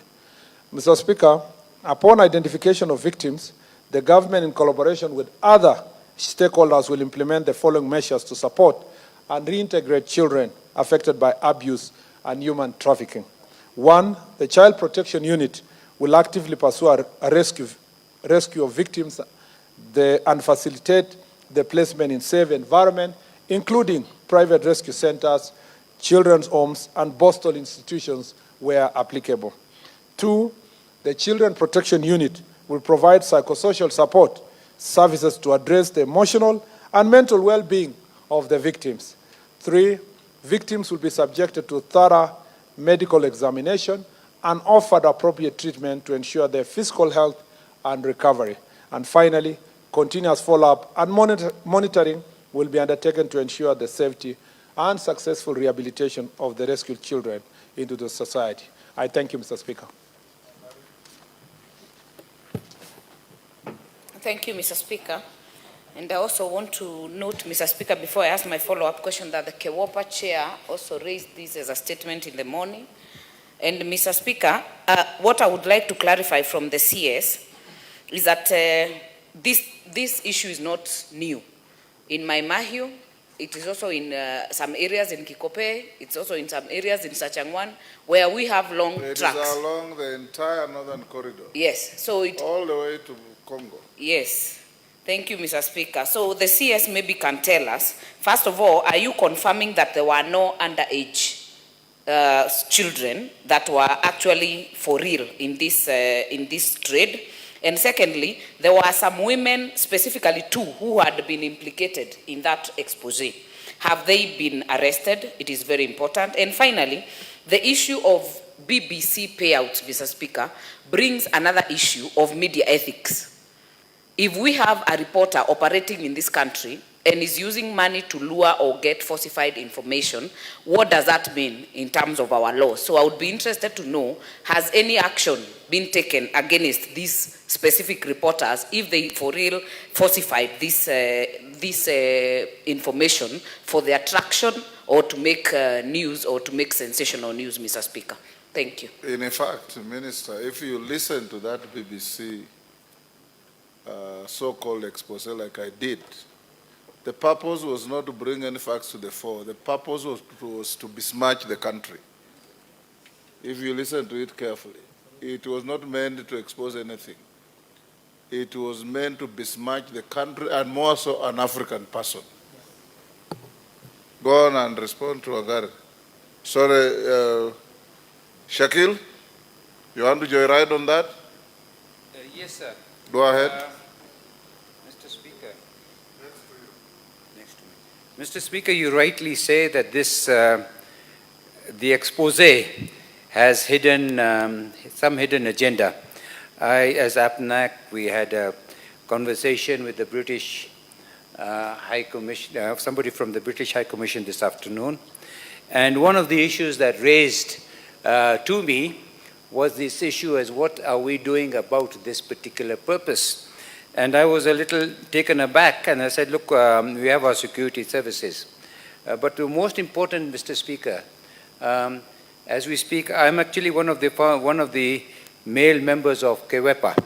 But even in APNAC, we have this fallback by some Western powers who are now looking at us as if we are primitive. Well, I reminded that gentleman that there's a lot of sexual crime in the United Kingdom which we do not talk about. So I endorse what you have said, Mr. Speaker, and, but we must really try and find those two people if they are really guilty and liable. Thank you, sir. Mr. Speaker, let me say that we are confirming from this report that, Mr. Speaker, the entire report was fake because the people who were interviewed were not underage. And that's why, Mr. Speaker, I went the whole length to read their names, their pseudonyms, Mr. Speaker, and who they are, what they do, and why, what was the motivating factor when they were posing as children. Mr. Speaker, that is not, and the statement also is very clear. That is not to say there may be no cases of sexual exploitation of young people in the country. And Mr. Speaker, the security agencies, including the anti-trafficking unit, have done tremendous work since the days of Gilbert Dare, Mr. Speaker, among others, to make sure that these incidents are managed. But we still have cases of human trafficking, including those that come from neighboring countries passing through Kenya, or Mr. Speaker, young people that are being lured. They may be no underage, but being lured also for jobs abroad, and they suffer. And I answered questions in this chamber before relating especially young people from the northern part of the country. So that is not to say we are not grappling with issues of human trafficking, but as far as the BBC documentary is concerned, it was a hoax. It was Mr. Speaker, planned, executed in a manner to portray that there were underage girls that were, going through sexual exploitation, while in reality the people who were playing the game knew that they were not. Now, on the part of BBC, insofar as media ethics is concerned, it remains at large there to know whether, the first question is, why would someone promise financial reward in case information is going to be shared? Was the financial reward intended to get a good story that can be aired by BBC and therefore improve the well-being of the reporter? Or was it also the financial reward was actually part of the tricks that were being used by BBC to see if they can find actual young children, Mr. Speaker? And that remains also to be unraveled through the investigations. And Mr. Speaker, unfortunately, the conclusions that were being made brings to question an international media house like BBC in terms of verifying their sources, Mr. Speaker, before airing such a very explosive story. Be it as it may, take seriously cases of gender-based violence, sexual exploitation, trafficking, and child trafficking and human trafficking generally. We take them seriously, Mr. Speaker, whether or not it was contained in the BBC documentary, because it's a human rights issue and it is organized transnational crime that we must deal with together. And we all know that there are actual challenges where children are trafficked. And therefore, Mr. Speaker, it doesn't stop the fact that the Maimayu incident, the BBC report was a hoax, does not mean that we sleep and don't do the job that we are expected to do. Mr. Speaker, what will be done? What about the people who are implicated in the documentary? Mr. Speaker, since then these were not children, Mr. Speaker, it becomes difficult to charge them or to take legal action against them, Mr. Speaker. However, investigation must go even further to establish... They have committed offenses, conspiracy to cause public despondency. I'm just saying the people who are implicated by those in the documentary, yes, by saying X and Y is involved in child trafficking. Mr. Speaker... Point of order, Chair. Speaker. Sorry. Yeah. My point of order, Speaker, will be on the penal code. It's very clear that profiteering at all is a crime, specifically from soliciting for... Procuring? Yes. Soliciting? And profiteering. Yes. Are criminal offenses. Yes, so there are still enough grounds for the cabinet secretary or for the agencies to look for those specific women who have been actually interviewed. And if they gave false information, Mr. Speaker, they also should take action because they are also adding to what the BBC is doing. I think we are very clear on that one, and we agree with the honourable member. I meant, and I thought I understood the question of Honourable Wangari to mean, what have we done to arrest those who were implicated in the documentary itself? You know, the documentary is mentioning names of certain people who are engaged in trafficking young girls for sexual exploitation. Mr. Speaker, and that's why I said, because the documentary itself is a hoax, then it's very difficult to charge the persons who have been implicated. However, there may be possibility that if you do the investigations about child abuse and trafficking and sexual exploitation, it may also be that it is true that those people have been mentioned. So the investigation will help us to understand whether those people, whether or not the documentary was a hoax, are also involved in child trafficking for sexual exploitation. Mr. Speaker, I beg to submit. Honorable Orone, I've noticed you on phone for the last 40 minutes. And your colleagues, the member for Nairobi, has been shifting seats 3 times to avoid your nuisance. You are out of order. You are at liberty to use the speaker's holding room behind here to go and make calls, or go to the lobby out there. As to the case of Honorable Wamchomba, in law we call it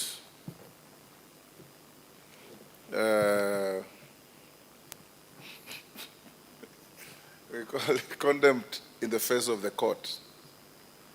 Condemned in the face of the court, not just condemned of court, condemned in the face of the court. And members, you all are witnesses to this. Under Standing Order 107A, as read with 1A and 3, and having been prompted by the Deputy Majority Leader, Honorable Mchomba shall serve a suspension from the House of 20 days, excluding the recess days. And in those days, she will not be allowed to enter the precincts of Parliament or enjoy the facilities of Parliament, including the restaurants, the gym, and the office. And honorable members, you are distinguished elected people, representing people who send you here. There's no point filing questions for purposes of playing to the gallery and then defiantly walking away. You will not sit in the House, and you are sitting in the House. Those tantrums don't make this House look any better. And many times you have your children sitting in the gallery. You have your voters sitting in the gallery. We are relaying these proceedings live. If you can't respect your speaker in this House, who else will you respect?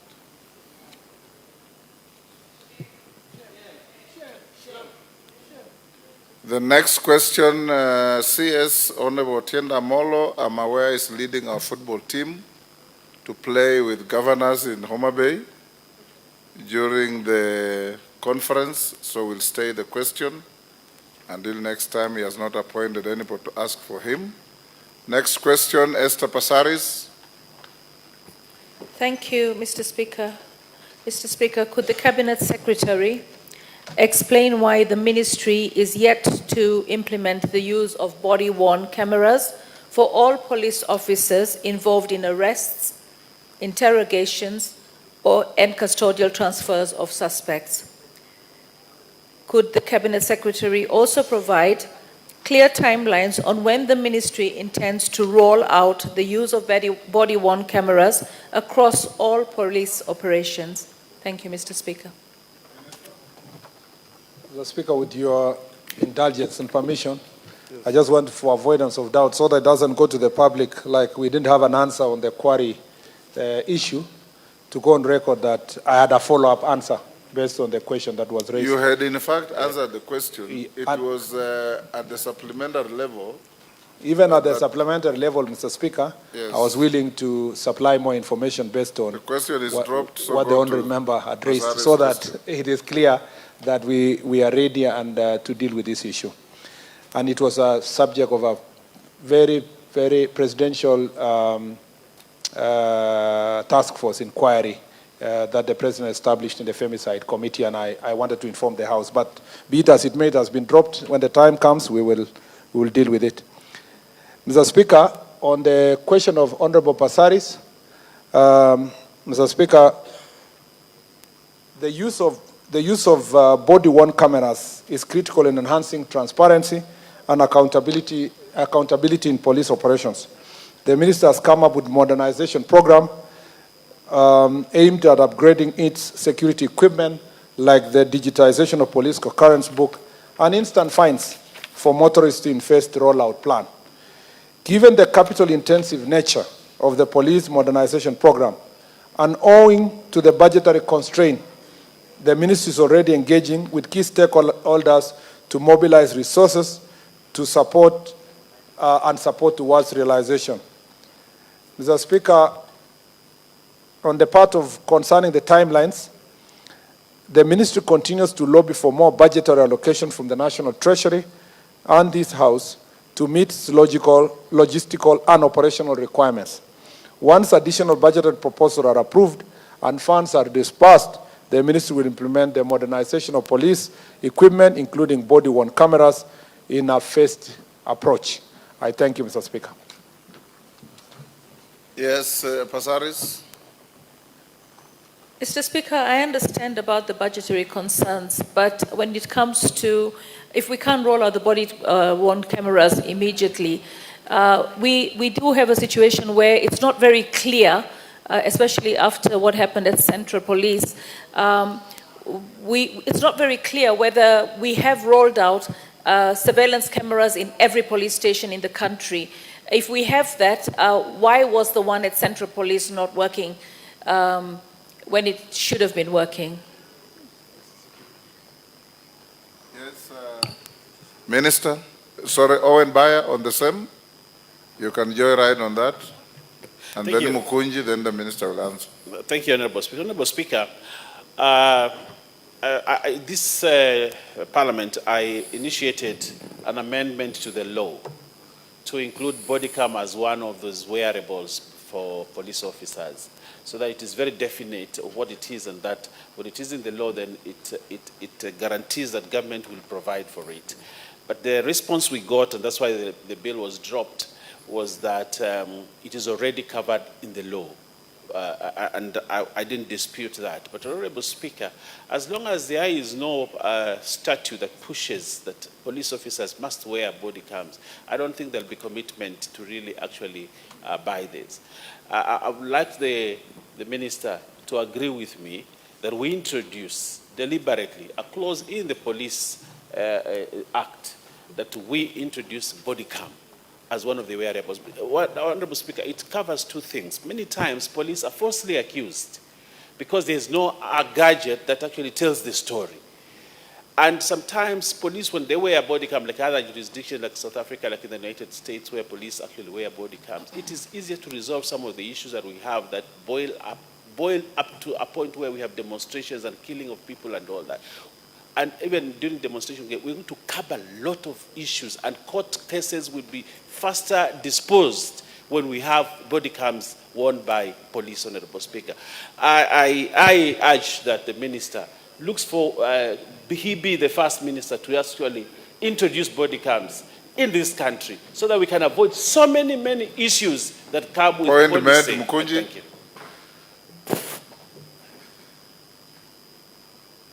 Give Mukunji. Thank you. Thank you, Honorable Speaker.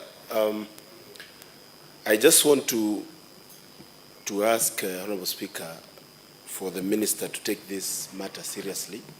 Honorable Speaker, I want to write this with even my experience while I was being arrested. But also, Honorable Speaker, just avoid the temptation to use yourself as an example. Yes, because I am out of that place. I'm heading to somewhere else. Honorable Speaker, currently, as we are speaking today, for the last 3 days, there has been clashes between Mbere and Embu people in a town called Siakago in Embu County.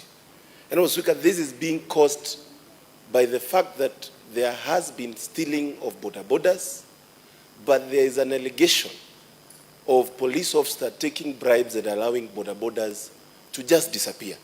Honorable Speaker, if we have gadgets that can be able, Honorable Speaker, to show what exactly the police are doing when they are doing their work, Honorable Speaker, I would really, Honorable Speaker, ask Waziri, because it is coming to now issue of ethnic clashes because of failure of security organs to do their work. Thank you. Point made. Was it Minister? Thank you. Mr. Speaker, let me say that I am a supporter of body-worn cameras, first of all, and technology as has been ably pronounced by my friend Honorable Owen and Honorable Mukunji, my friends. Mr. Speaker, the body-worn cameras requires certain level of technology investment. Mr. Speaker, that is necessary for us to, it's not just one of those investments that will be standalone. It's the whole issue of modernization of the police service, particularly communication and for transparency. We have been grappling with that idea as to how best can we do this with the support of private sector. And we realize that most of the investment in the security sector does not have revenue raising, it does not lead to collection of revenue. However, Mr. Speaker, there is a planned program that is going on about instant fining system for the transport, which I left it being pushed from the transport sector, and now we are working together with the Minister of Transport to make sure that it is realized. Mr. Speaker, we hope that the resources that will come from the instant fining, Mr. Speaker, the part that is shared to the National Police Service will be plowed back by investing in technology. And this is something that, Mr. Speaker, I am hoping to see in the next 2 years, that it is the instant fining system is implemented. Then we can raise the resources to make sure that we can invest in technology. Remember, it's not enough to have the camera, body-worn camera. There must be a command center, with the entire technology, with enough people to monitor, and perhaps you might even sometimes want to make sure that you decentralize it so that it is easy to monitor different parts of our country. Again, it's also a deterrent by itself. A police officer who is wearing a body cam knows for sure that he cannot take a bribe, Mr. Speaker. And it's not just the police officer, it will deter also the person who wants to bribe the police officer. Mr. Speaker, I remember saying this yesterday after Jukwaa Usalama in Nakuru, that we often just talk about the responsibility that the police officer has, Mr. Speaker, in terms of fighting corruption.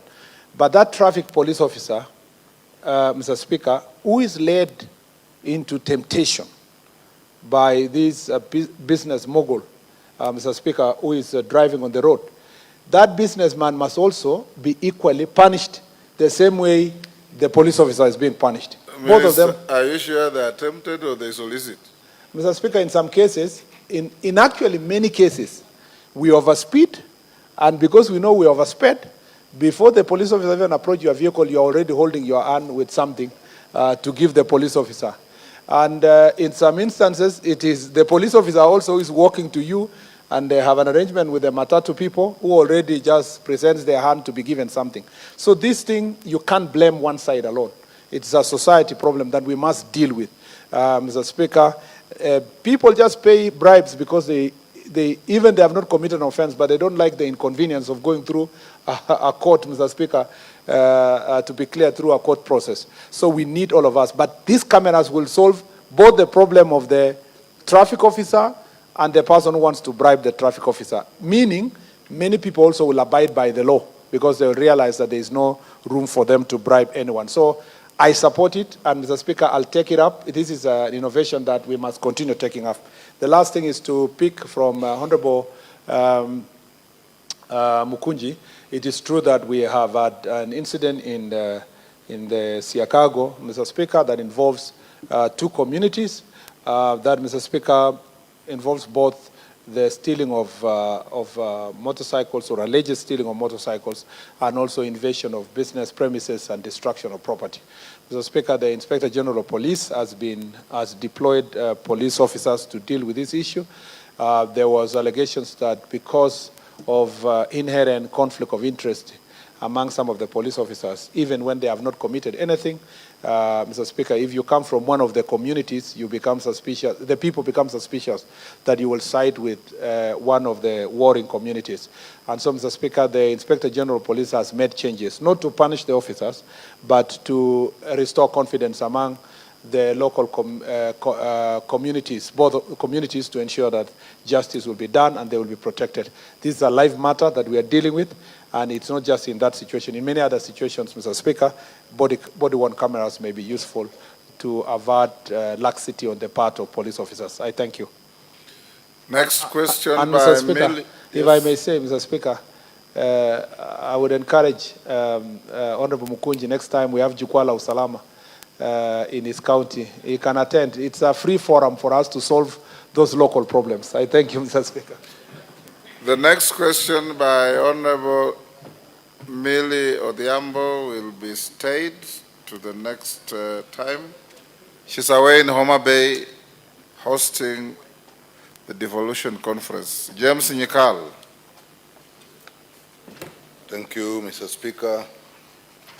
Mr. Speaker, I rise to ask question number 066 of 2025. The Cabinet Secretary to clarify whether the National Police Service undertakes psychological and mental health assessment during recruitment of police officers, including whether police officers recently recruited have undergone such evaluation. And two, Mr. Speaker, to provide details on the psychological, mental health, and behavioral adaptation components incorporated in police training curriculum, and indicate whether the curriculum promotes a punitive and adversarial approach towards the public rather than a rehabilitative and correctional approach. And three, Mr. Speaker, state the measures put in place to ensure continuous assessment of the psychological and mental well-being of police officers, particularly with regard to their fitness to perform policing duties. Thank you. Sir. Thank you, Mr. Speaker.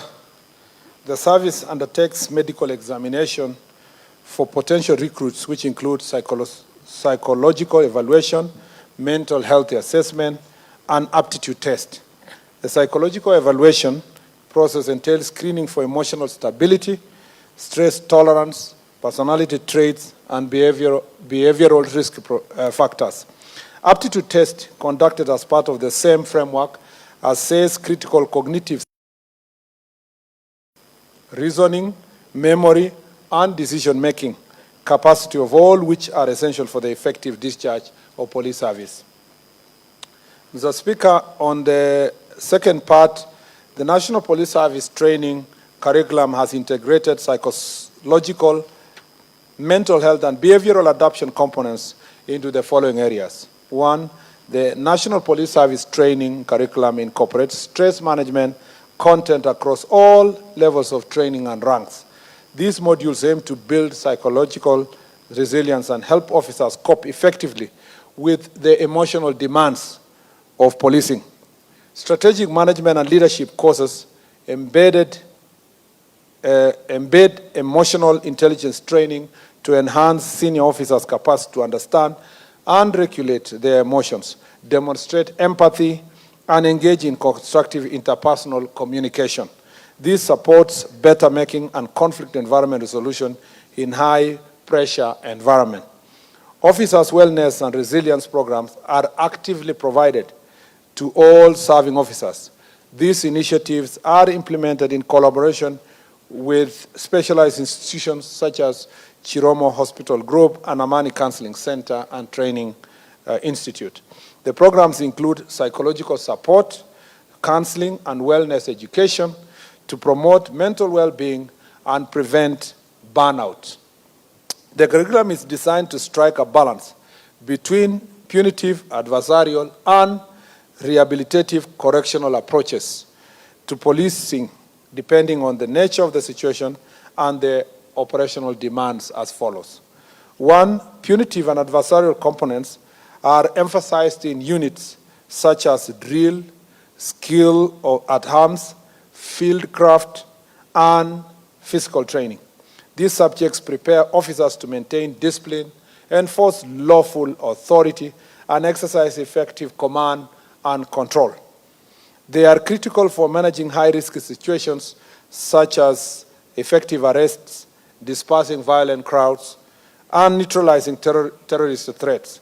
These units help instill a warrior mindset when dealing with hostile or dangerous circumstances where officers and public safety are paramount.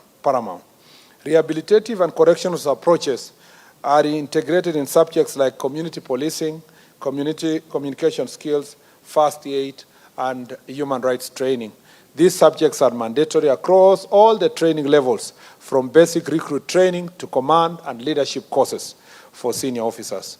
The units emphasize empathy, trust building, and seeing members of the public as partners in crime prevention and safety. Officers are trained to adopt proactive, solution-oriented strategies such as diversion, conflict mediation, and non-coercive methods to gain compliance. These courses promote a guardian mindset which reflects a commitment to ethical policing, public service, and the protection of human dignity. On measures put in place to ensure a continuous assessment of the psychological and mental well-being of officers, Mr. Speaker, the following measures have been put in place to ensure continuous assessment of the psychological and mental well-being of the officers. Number 1 is the institutionalized periodic psychological evaluation for officers. This screening helps detect early signs of stress, trauma, or mental health challenges, especially after critical deployment or, Mr. Speaker, critical incidents or deployments. 2, developed a mental health and wellness policy which guides the implementation of psychosocial interventions, confidentiality protocols, referral pathways, and reintegration of officers after treatment. Psychologists, counselors, and social workers have been deployed to major police stations and formations countrywide. This ensures that officers can access on-site, timely counseling services without having to be referred to externally unless it is extremely necessary. Introduced peer support networks where trained officers offer mental health, first aid, and psychosocial support to their colleagues. These peer supporters are trained to identify signs of distress, provide initial support, and refer cases needing professional help. 5, officers involved in distressing operations such as shooting incidents and terror-related incidents are subjected to immediate psychological debriefing. This helps in processing trauma, preventing post-traumatic stress disorder, and promoting emotional recovery. 6, to promote holistic well-being, officers are encouraged to participate in wellness activities such as physical fitness, routines, guided meditation, team-building exercises, and spiritual retreats organized by Directorate of Chaplaincy and Counseling. 7, confidential reporting channels have been established for officers to seek help without fear of stigma. Some stations have designated safe spaces for counseling and mental health check-ins. 8, recognize the impact of police work on families. The government has introduced family counseling and outreach programs. This involves spouses and children in the healing and support process and help reduce domestic tensions and emotional stresses. Finally, number 9, for officers who have been on medical or psychological leave, reintegration program helps them transition back to duty safely and effectively. This includes step-by-step assessment, mentorship, and support from peer teams and psychologists. I thank you. Yes, Dr. Nyikal, that's satisfactory. Thank you, Mr. Minister, for a very well laid out response. However, I have a concern that actually led me to this. What we have observed first of all, in the general working of the police force, and also during demonstrations, and even in their homes, actually do not indicate that what you are saying really happens. There's obviously increased homicide amongst the police in use of firearms, attacking each other, their seniors, and that's normally a sign that something is actually wrong in the system. 2, suicide, again, is an indication that basically something is wrong, and this is common, and we get many reports. And 3, their conduct during tense situations. I was particularly concerned when I saw what happened in the case of Boniface. Once somebody ceases to be a threat to the security of a police officer, one would expect that now that person is actually further protected. But if you looked at the police officer who shot Boniface, he was going away almost celebrating that somebody who has scored a goal. That is not proper. And again, once somebody is down, the continual beating of the same person indicates that the psychological state of the officer is not actually security at that point, but further punishment and harm. So I don't know how often this is done and what is taken, and maybe if you have the information, I did ask for that. How many police officers have actually, one, been actually retrained or put out of service because of that, or actually punished when their behavior is out of the normal in regard to what their mental status should be when they're carrying out the sensitive jobs that we know they do. Thank you, Mr. Speaker. Thank you, Mr. Speaker. Mr. Speaker, the CS has actually, on the answer to the issue of police training, he has actually tried to explain that the curriculum promotes both the punitive and adversarial approach towards the public and also a rehabilitative and correctional approach. Mr. Speaker, I beg to differ, and I think the only approach that should be allowed by the police is the one of rehabilitative and correctional, because the punishment is not really one of the responsibilities of the police force, because they are not supposed to punish. It is a court of law that are supposed to do the punishment. But Mr. Speaker, also agreeing on what Honorable Nyikala said, we have all witnessed online a lot of things that the comments they make, the actions that police take, and you saw that in the case that he has just talked about, that officer that shot Boniface Karaoke didn't just go and shoot him. He made several attempts. He took aim several times. He would take aim, then walk away and rethink about it. Took aim about 3 times. Finally decided to shoot. So clearly there was a confusion, or there was something that was probing him. So it's important that these police get help so that they can be able to do this job. I know it's strenuous, Mr. Speaker, it's very stressful. And Mr. Speaker, also many times when things go wrong, we all start blaming the police. And some of them, by the way, are very innocent. I know one shot me, broke my leg. But there are also very many that were also in the same demonstrations that were not acting in the same manner. So I think it's something that they need to go through continuously so that we can ensure that their mental health is stable. Thank you, Mr. Speaker. Yes, Sane. Mr. Speaker, the question by Honorable Nyikala is so specific. Question 1 asks to the CS to clarify whether the National Police Service undertakes psychological and mental health assessments during recruitment, not during the service. I know many things can change, many things are dynamic, but during recruitment, when you are allowing new recruits to join the service, are these assessments really done? I thought he answered that. If he answered, I also doubt that. He did, and I heard it. And Honorable Nyikala is normally very meticulous. I can assure you if it was not answered, he would have raised it. He did. Honorable Mishimbogo. Yeah, thank you, Honorable Speaker. Honorable Speaker, first I want to appreciate the Cabinet Secretary for the many interventions and the programs he has just mentioned in a way of fighting the mental health. And I want to say here that mental health is real and mental health is with us. And we need to know that the issue of depression, the issue of anxiety, the issue of bipolar is with us. And especially for our Kenyans who are working in the security sector, they're really affected by mental health. You can imagine those KDF personnel who have been taken to do peacekeeping mission in Somalia and any other country. When they come back, they have trauma, and that is because of the nature of work they've gone to do.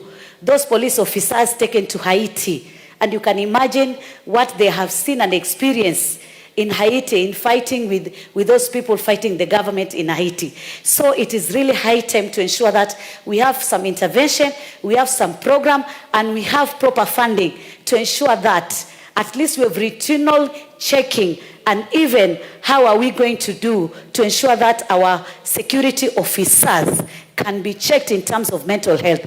And my question would be, is these services or the intervention and the programs, are they devolved maybe in the police headquarters in our counties, or are they devolved also maybe in our sub-counties? Maybe we have some units whereby they deal with wellness, and the issue of wellness can include the mental health intervention. So I just want to know whether we have that, because in our sub-counties we have seen police officers committing suicide, killing their wives, police officers killing their husband, killing the family, and so many other tragedy incidences which we have seen. And this is because of mental health. So I'm just asking the Cabinet Secretary if you have done more intervention to devolve these programs and the intervention so that we ensure that we fight this mental health. Because today, maybe the public health centers, like in Nairobi, we have the Madhare. We go to Mombasa, we only have Portrees, which is a very small unit and cannot cater for so many cases of mental health.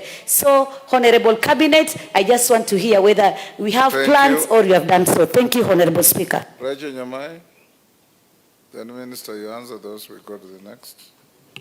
Thank you, Honorable Speaker, for allowing me to joyride. I would like to ask the Cabinet Secretary whether I'm sure he's aware of several police officers who have lost their jobs because they are mentally unwell, and some have resorted to alcoholism. I will not cite the example that I've written about concerning a constituent, a person in my constituency.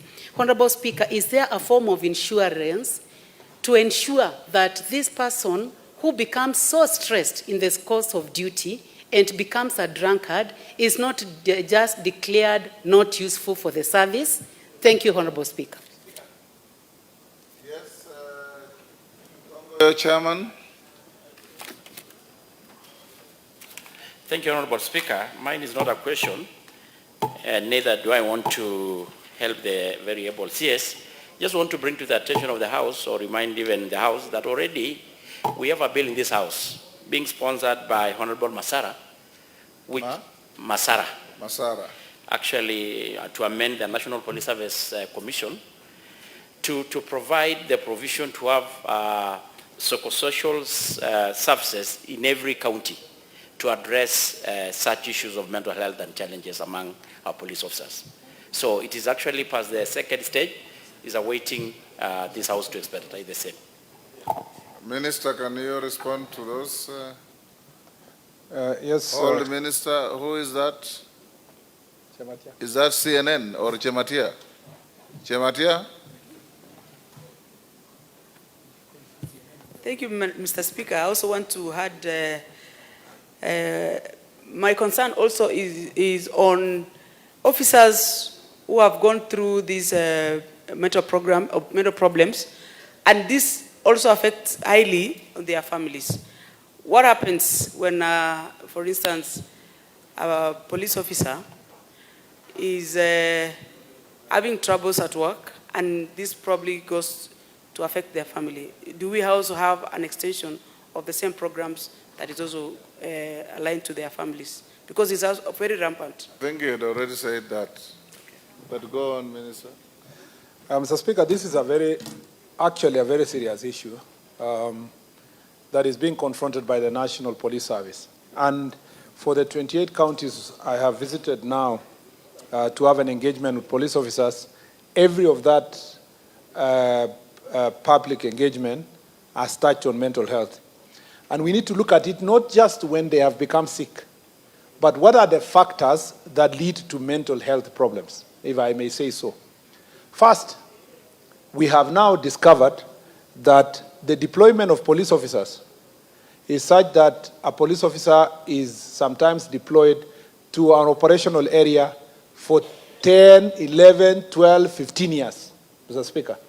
You are recruited, you come from Bungoma, you are deployed to Tana River, and you go serve there for 15 years. And it is in a difficult operational environment. So what happens? That person, first of all, I was told this story when I was in Tana River, that a police officer had been deployed there. He hoped that he would serve there for 3-4 years because he was still in his early 20s. He would come back to marry at home and then serve in other places and where he can easily access his family and so forth. The Speaker, 10 years, 15, 12, what do they decide? They marry there, they live there, and one of the officers, I was told, had very serious mental health issues. Mr. Speaker, therefore, we need also to address, the operational challenges that come. Mr. Speaker, if you send a person to go to work in Liboy, Mandera, and they're fighting Al-Shabaab and so forth, Mr. Speaker, you cannot keep them there for more than 2-3 years in an operational area. So, pursuant to our engagement, we have said there must be a determined period of time that a police officer can be in an operational area. Maybe at most 5 years, but at least to make sense 3 years. That means there must be a system of continuous transfer of police officers. You move from operational area, you come to an area that is less operational. You moved from operation, you come to less operational areas. That way, you are able to deal with, first of all, the mental health issues. Number 2 is the promotion of police officers. You promote them, Mr. Speaker, somebody stays for 25 years, 30 years, they've never been promoted. They feel totally disillusioned to serve as a constable from the day they were hired to 25 years. And Mr. Speaker, that again contributes. I know many who have served as constables from recruitment to retirement. To retirement. And, yes. And Mr. Speaker, for I can hear, I'm overhearing, I'm not supposed to hear, but I've heard Honorable Mbui saying, like our security officers, the bodyguards that are with you. Mr. Speaker, every Jukwala Usalama visit we've gone to every county, it is the leaders after that will give us names of officers who have stayed for a long period of time. So that is true what he's saying. But Mr. Speaker, so what kind of interventions are we said in terms of this long period of without promotion? As a result of this, we have agreed, and it has been presented to the board, that all officers who are still constables and they are 50 years and above will all be promoted automatically on merit and sent for training. Mr. Speaker, for all officers who are still inspectors of police or who have been corporals for also 15 years, Mr. Speaker, for more than 15 years, for 15 years and above, have stagnated at corporal stage, be promoted automatically and taken for training. And for people who have been inspectors of police, Mr. Speaker, for more than 10 years, be also promoted automatically and taken for training. That way, you help the police officers deal with their personal welfare and they feel like they are being cared of. But going forward, there must be a system that automatically helps police officers. Unless you have a serious disciplinary case, you must know that when you reach a certain level of service, you will have moved from constable to corporal to inspector and so forth and so forth. Mr. Speaker, the other issue now is working hours. And this is where I suspect, without prejudice to the case that is going on involving Mr. Boniface Kariuki, I was looking at him and I'm asking myself, why would a police officer shoot a civilian in such an incident? Mr. Speaker, it points out, we suspect, you can suspect a mental health situation at that point in time. When you deploy someone, and this is where we need also to, as I said earlier, we need to deal with this issue of protest. When there is a protest in Nairobi, for avoidance of doubt for people to know, the police officers are deployed from 6 the following day. You know, by 7, 8, 9, 10, they are already preparing to take position Because if they don't take position, goons will take that position and come to town to burn property and so forth. So somebody has been deployed from 11 p.m. at night, okay? And given some snacks around in the morning. And occasionally, sometimes they might be forgotten. But I'm just, making true confession that if it happens that they were not brought for snacks, Mr. Speaker, they will be deployed.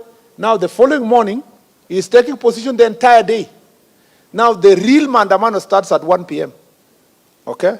By that time, he's worn out, he's tired, sugar levels are down. So by 3 p.m., that person is extremely irritable. Extremely irritable. A small provocation, you insult his wife or his mother, you call him stupid, or at that point in time, their mental health status is of great challenge. So sometimes it's important for all of us to appreciate the operating environment of some of these police officers. And therefore, that's why we're insisting we need more police officers that can be able to cover for each other. But also, let's not create occasions where police officers have to manage criminals and gangs and so forth that are giving us problems. And Mr. Speaker, as a matter of fact, I have visited the training institutions of the police. All our police officers that are deployed to deal with serious cases like Al-Shabaab, among others, do not stay there for long, and they're always brought back. And before they are redeployed, they go through training, including counseling. And Mr. Speaker, I know, I don't need to mention within which institutions, but we have a very detailed program for dealing with those situations. The problem is the day-to-day police officer in a normal police station providing those services. There are very few councillors. The councillors now that are serving our police officers are only at the county headquarters, and they are supposed to move to different places, so different parts of the county. You may have in a county 17 or 24 police stations. To serve all those police officers is not easy. And therefore, we have agreed that in the next recruitment, we need to also focus on getting councillors, increasing the number of councillors so that they can reach out to these people. As I read in the statement, we are also working with their families to see how these counseling services can be extended to their families. And lastly, Mr. Speaker, is to point out that now in the National Police Service, drunkardness is not considered an offense, an act for this that can lead to addiction or alcohol addiction does not lead to your dismissal. It's now treated as a disease. And so most of our police officers who have been addicted have been taken to rehabilitation centers. And Mr. Speaker, a number of them have come back, Mr. Speaker, to back to service. I know, and because we are leaders, you know that police station where people are sent, when they are drunk, they are sent there. So you have 13 police stations, 13 police officers, but 10 are there because they are addicted to alcohol. So the only 3 police officers that are serviceable. Those are some of the things we have said it must come to an end. Transfer police officers to certain police stations, certain corners, because they are addicted must also come to an end. So this is an area of reform that we have picked from our public engagements, and I assure you that we are going to deal with these issues decisively. In terms of health, mental health institutions, I agree that, first of all, in the entire society, mental health is considered, Mr. Speaker, a taboo. Yes, that is the word I was looking for. It's considered a taboo. And not just about the police officer, even us who are sitting here, even me, Mr. Speaker, to be able to manage the cases we deal with in this ministry, I have to be conscious that my mental well-being is important. So I must think about what things am I going to do, how do I debrief, what exercises can I do, what things can you do, and that's the same for the police. That's why we're saying police officers are now exposed to playing sports, boxing, exercising, running, and those who are able to do that and some are community activities, some are leading in churches. In fact, the police chaplaincy is very instrumental in terms of helping police officers to have debriefing sessions where they can be able to do this. And for avoidance of doubt, Mr. Speaker, as a result of the diligence of National Police Service, we have 2 teams in the Premier League. Mr. Speaker, the National Kenya Police football team, the champions of the Premier League, and recently the APS Police Bomet qualified, Mr. Speaker, to Premier League. And then we have many athletes, world record holders, Mr. Speaker. Our volleyball team is one of the best around. The same to volleyball, boxing, and many other sports. So we encourage sports within the police service. Ultimately, we need to reach a stage where the police officers, these are 120,000 people. So definitely, if you have 10,000 having a problem, it becomes multiplied. But we need to reach a stage where we have enough technology, and that's why the first question was important. We're having enough technology that we don't have to have too many numbers, so that you manage the numbers, pay them well, and challenge issues of mental health. Of course, sorry, Speaker, if you allow me this. Of course, the working environment of the police officers is also a serious challenge. Where they live, most of the police officers in the police stations are living in uni-arts. Mr. Speaker, a police officer with his family, their houses are partitioned with some kind of a sugar or a bed seat. Yeah, pazia, you know that one. Mr. Speaker, and you're asking yourself, how do these people live? Because for you to live well, you have to exile the next person living in the next. You know what I'm saying? So it's really a problem. And you have children, you have deplorable working conditions. For those of us who have had this engagement at home, and even if you look at your police station, you'll realize your police station is the worst government office in the country, you know? And allow me to use this example. Sondu Police Station, when we were at Jukwala Usalama Kericho, we discovered that Sondu Police Station was built in 1932. It is old, it is completely in a deplorable state. Meanwhile, Sondu Power Generation Station was built over 10 billion shillings or so. Yet you have the police station here, they are supposed to provide security to this critical government installation. They just need maybe 10 million to build a good police station. And nobody cares about that police station. And those examples are replicated all over the country. So I request, Mr. Speaker, even as we have the debate about NGCDF, Mr. Speaker, NGCDF has done a fantastic job in building classes, Mr. Speaker, and education institutions. In fact, I came as a senator, Mr. Speaker. By the time I was coming to Senate, still a few places in my county we were doing Arambe to build schools. But now we don't go for any Arambe to build schools because of NGCDF. Mr. Speaker, if that can be extended to police stations and chief's offices, Mr. Speaker, and ACC's offices, I know some members of parliament do it, but it is done as it's almost like a CSR of the main function, which is to build schools. I will request, Mr. Speaker, a conversation based on my findings having gone around the country. I don't want to mention the counties that are doing extremely badly, Mr. Speaker, because I don't want to put leaders on the spot. That, Mr. Speaker, we need to come to a place where we can have a conversation between us and the NGCDF team to see how best we are going to achieve building our modern, good police stations with at least the OCS and the deputy OCS and the sergeant in charge of the armory getting accommodation within the police station so that we can provide proper services to the people of Kenya. I thank you, Mr. Speaker. Robert Mbui, we are running out of time. A comment? Yes, half a minute. Mr. Speaker, the minister said something very important that must be acted on. You cannot have a person who started working at 11 and by 5 o'clock has not eaten, holding a firearm. That, I think, should be changed in management of demonstrations.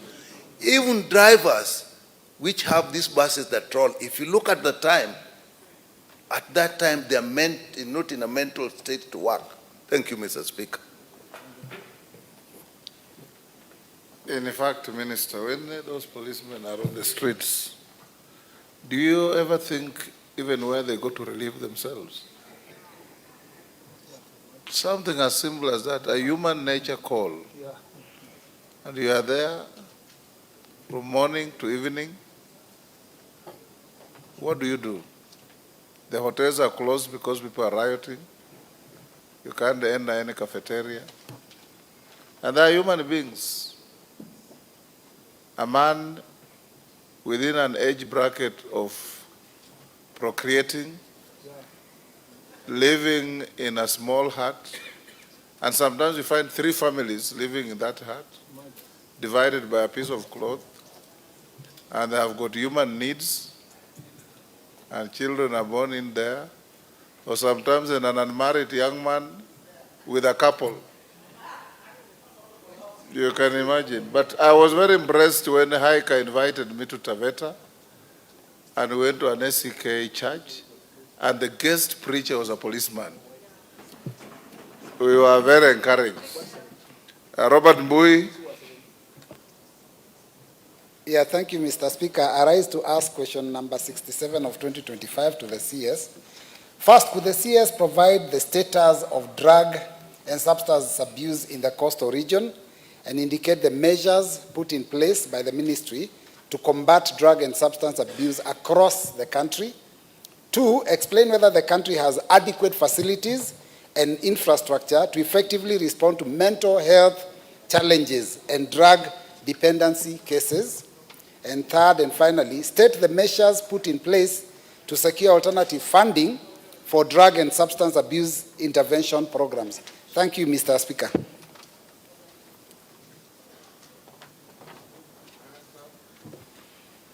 Thank you, Mr. Speaker.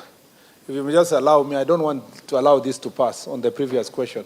Yes. In one of the Jukwaa Salama yesterday in Nakuru, one of the ACCs who has done research, DCC, said that there are 117 police officers in his research who have lost their spouses as a result of the transfer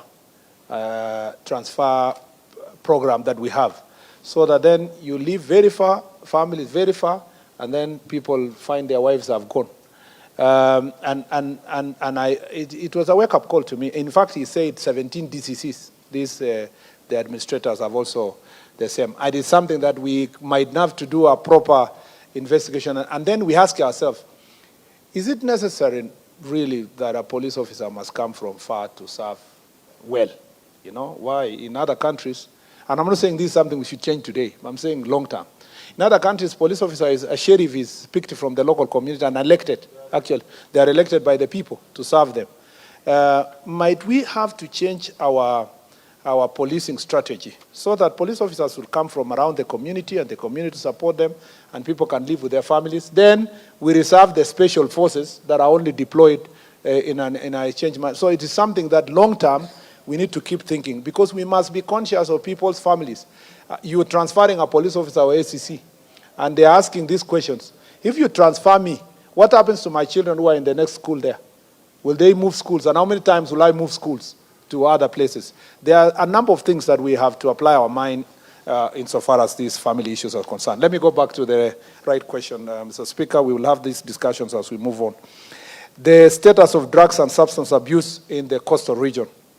Mr. Speaker, on part 1, the prevalence of any substance abuse, alcohol, cat, and tobacco in coast region is higher than the national rate. The region is largely affected by hard drugs like heroin, bang, muguka, especially counties of Kenya, counties of Mombasa, Kwale, Kilifi, and Lamu.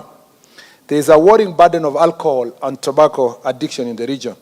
The age group mostly affected are 15 to 35 years.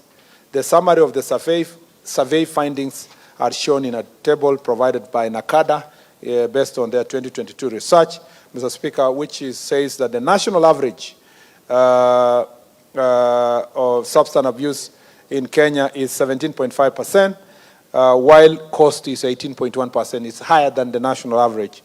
While for alcohol, is 13% in cost, while the national average is 11%. And for tobacco, cost is 10%, Mr. Speaker, 10.8, when national average is 8.5. And for cat, Mr. Speaker, you would expect muguka to be higher in the eastern part of the country, but it's higher in the coast, the 4.8%, compared to 3.6% national average. And cannabis sativa is the national average in the coast, which is 1.9%. So the government has implemented different strategies to address the widespread abuse of drugs and banned substances in the country using 2 main arms, demand and supply reduction. Mr. Speaker, under the demand and reduction initiatives, the government has implemented interventions on different settings. Integrated alcohol and drug use prevention in the CBC curriculum in schools. This is in schools. The other thing in schools is developed the national guidelines for prevention and management of alcohol and drug abuse in basic learning institutions. These guidelines target the students, teachers, parents, and entire school environment. It highlights how to implement prevention strategies in schools, identify students who use drugs or sell, and such incidents management. 3, training of schools head principals on basic addiction skills and implementation guidelines. 4, introduced a life skill guidelines targeting grade 5 pupils on alcohol and drug use prevention. At the workplace, Mr. Speaker, there is alcohol and drug abuse committee trainings, baseline survey on institutional ADA situation, ADA policy development and mainstreaming, managers and supervision trainers on ODA, employee assistance program targeting ADA issues, sensitization of the ADA use triggers as highlighted in the baseline survey, informal sectors training targeting borders, Chuakali, and Matatus. In terms of families, Mr. Speaker, developed parents guide to talking to children about drugs and alcohol, positive parenting programs in school and churches, developed age-specific booklets on ADA targeting children as young as 6 years to 18 years. These parents can read together with their children. In terms of communities, develop the community-based rehabilitation framework for substance use disorders to support implementation of treatment programs at the community level, developed the national prevention guidelines on ADA to ensure professionalism in the ADA prevention interventions, development the community coalition framework to guide stakeholders in the field of ADA prevention and forming work groups, advocacy and resource mobilization, developed the national ADA prevention system that maps out all the prevention stakeholders and documents what area the prevention or the practice target. This supports in identifying the gaps and spreading support equitably. Community barazas forums in collaboration with GAO, training of religious leaders on ADA to enable nationwide reach, supporting creation of county community work groups, CBOs, NGOs, CSOs, and FBOs, and training them on ADA and prevention mechanisms. Bar honor sensitization on the Act and 2010 and their responsibilities.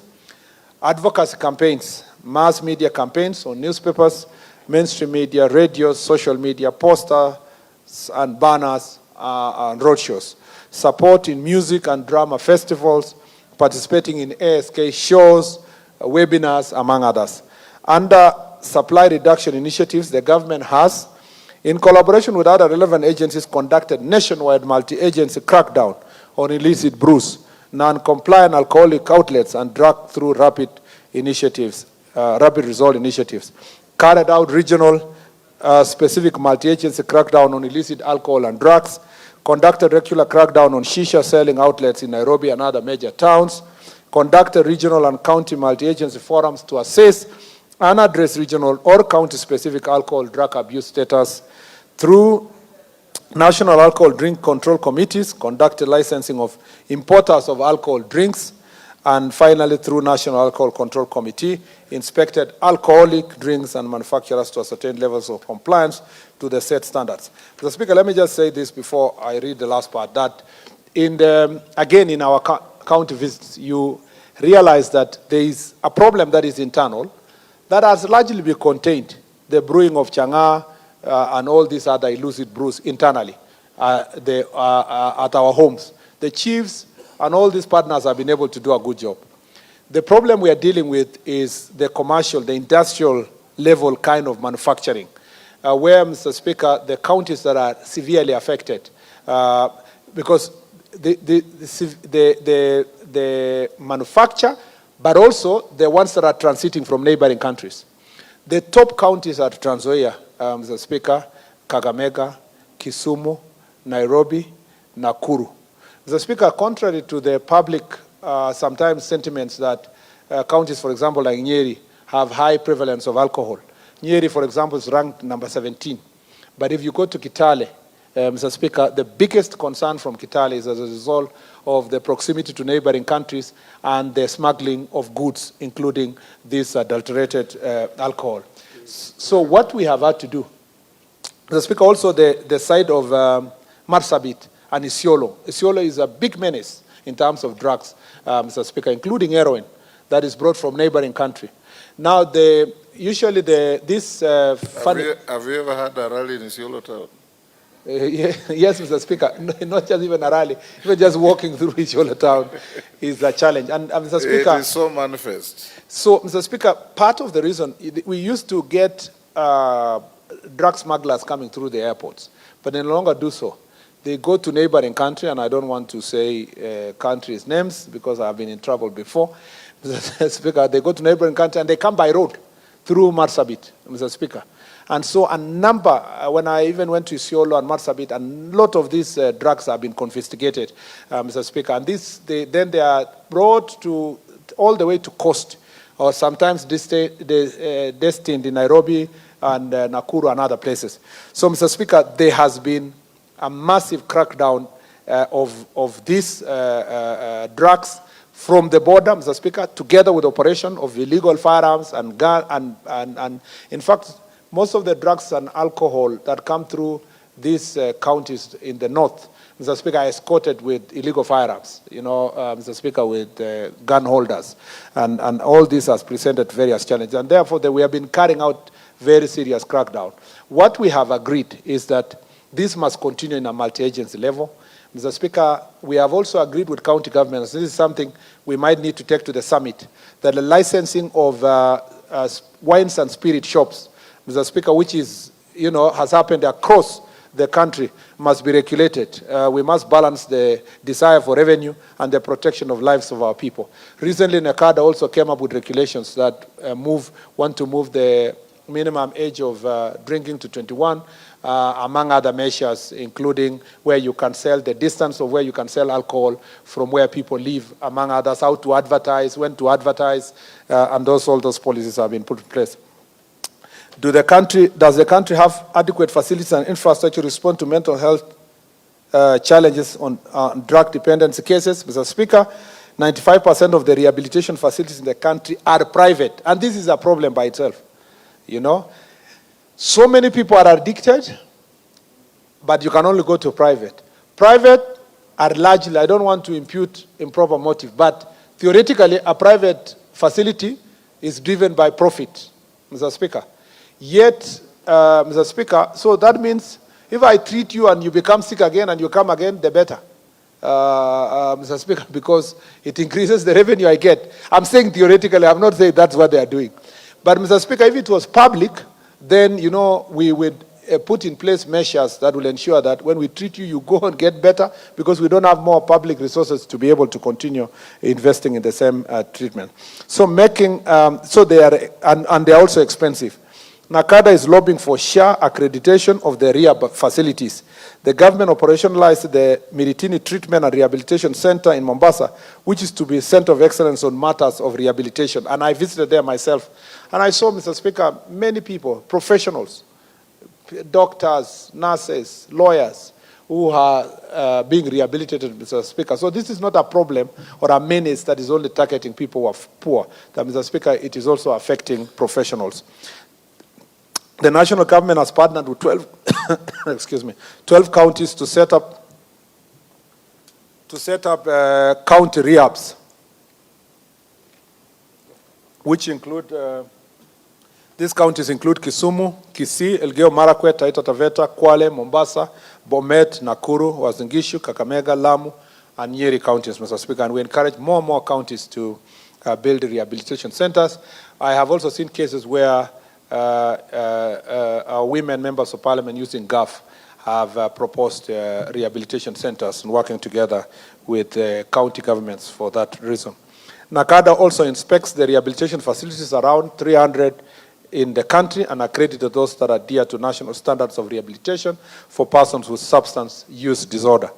Regarding measures put in place to secure alternative funding for drug and substance abuse intervention programs, Mr. Speaker, NACADA is mandated to license, export, and import of alcohol drinks in Kenya as provided under the Alcohol Drinks Control Act 2010. 1 million liters and above is 1 million shillings. License fee, 500,000 liters and above is 500,000 shillings license fee, and below 500,000 liters is 250,000. However, the compliance to volume-based license has been very low since the majority of the applicants declare the 500,000 liters, Mr. Speaker. This has prompted NACADA to engage Kentrade to support with the onboard of import/export licensing of alcohol drinks onto the Trade of Facilitation Program, single window system. Secondly, the national government is encouraging county governments to develop county-specific legal laws that provide for ring fencing of funds collected from the licensing of bars and other alcoholic beverage to support rehabilitation programs, including the construction of rehabilitation centers. Before I sit, Mr. Speaker, the other challenge that has been posed also from our national conversation is the cooperation with the judiciary. And this is something we need to think about. Two things I just want to point out. One is that the chiefs and the OCSs are expressing frustration that when they arrest a person with alcohol or drugs, Mr. Speaker, the bail terms are so low that sometimes this is what they have always told me, that, Mr. Speaker, they either very low bail terms or sentenced to community service. And so, Mr. Speaker, one example that I was given, I think it was in Makweni, by an SEC, was that they took someone to court and then they sentenced that person for banking. Then they sentenced him for community service. Then the next day, that person was brought to slash grass around the compound of the SEC. So the wananchi who were part of the reporting that this person must be arrested did not understand that this was community service. They thought the SEC participated in the arrest and took that person to go and work for him in his compound. Mr. Speaker, number two, that is a challenge. Number two is the requirement that you have to test at the government, the courts insisting that you must take a sample of the changa to a government chemist before the suspect can take charge, can take plea. Or you must also go and test bank before, or marijuana before the suspect takes plea. Now, this makes it very difficult for the chiefs and the OCSs, Mr. Speaker. You know, the people at the local level, they are now asking themselves, me and you are lawyers, we know where that is going. But the person down there is asking, who doesn't know what is a changa? Minister, I thought the law is you can be charged, but when evidence is brought at the trial, is when you need the government chemist report. The problem now at least when I was a magistrate or an active practitioner, that was the law. I don't know, Murugara, whether it is still the law.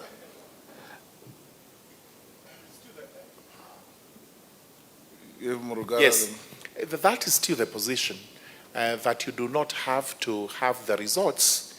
You can actually be charged with all this. If you plead not guilty, then now they have to test and bring the evidence. If you plead guilty, it ends there. You are sentenced. Now, Mr. Speaker, in some instances, these people, with their lawyers, come to court and they insist that before we charge my client, Mr. Speaker, we must first get a certificate that you are charging. What are you charging them for?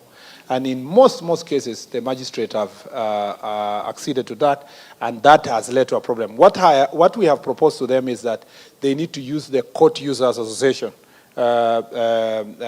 court user program within the county, sit together and agree. And in the places where the magistrates have appreciated the circumstances under which these people are operating, Mr. Speaker, thankfully, a lot has been done to contain illicit alcohol and the proliferation of drugs in those areas. Mr. Speaker, this is a continuous fight, and we are committed to make sure that we succeed as a country. I thank you. Robert Mbui. Yeah, thank you, Mr. Speaker. My question was on drug and substance abuse.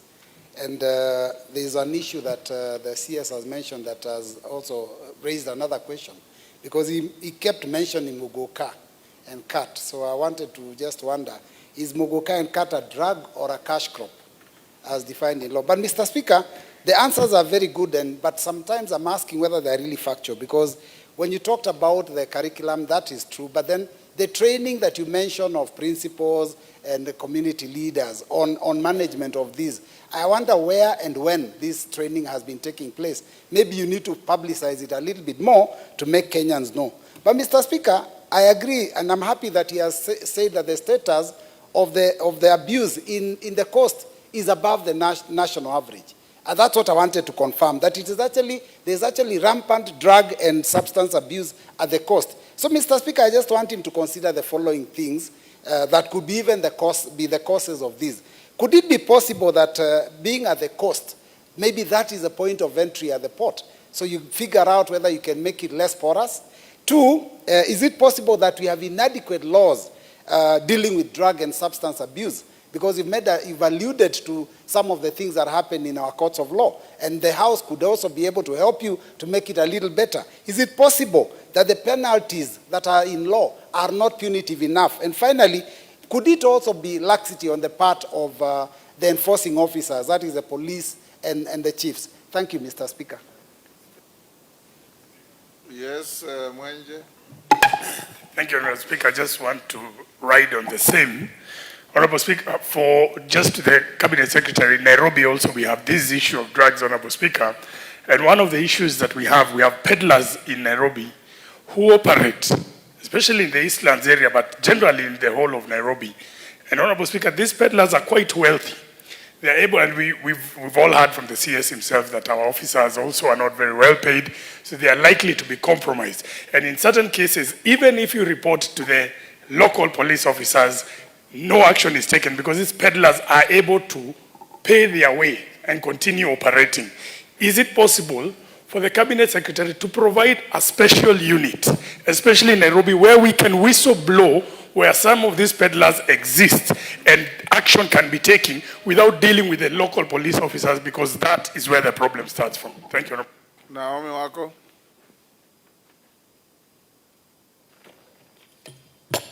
Thank you, Honorable Speaker. Thank you, Honorable Speaker. My question is, of course, I'm just riding on this, and it is true that Waziri is already aware of what is happening in northern part of Kenya, from Marsabit, Isiolo. Our young people are largely affected, and it is like they have no future. Waziri, I would want to know what plans we have in place, even if we do not have rehabilitation centers, what plans we have in place, because some of these young people are graduates and their lives have already been destroyed, so that they can be taken to rehabilitation centers and be rehabilitated, and also see how they can come back to the community, because Marsabit is largely affected and Isiolo is also affected. The other question is, of course, we know that we have drug barons in Kenya. Why are we as a country not able to deal with this? And if we are dealing with it, can you tell us the measures that we have put in place so that we can reduce this? Because it is negatively affecting our country and the families. Thank you.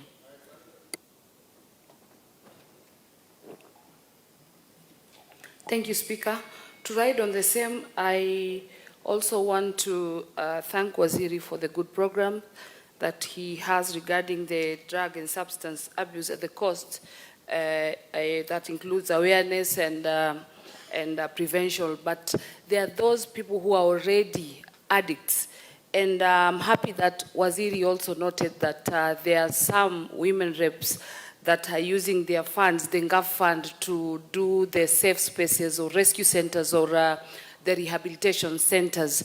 But I also want Waziri to be informed that we are not getting the support that it requires. I'm one of the women reps that I am doing a rehabilitation in Taita Taveta. I have been struggling since my first term. It's now 7 years because the funds are little. So the small kitty is the one that I'm using, saving every time to try and make sure that the rehabilitation center is done, and I'm still struggling. So Waziri, you have noted that it is a problem, it's a menace in the entire coast, and so we need your support on that one. And And Speaker, now that Waziri is here, I also want to mention a problem that we have, insecurity problem that we have in Taita Taveta, that includes our border riders. Our young border riders are being killed day to day, and their borders getting stolen. And we have done some investigation here and there, and most of them are telling us that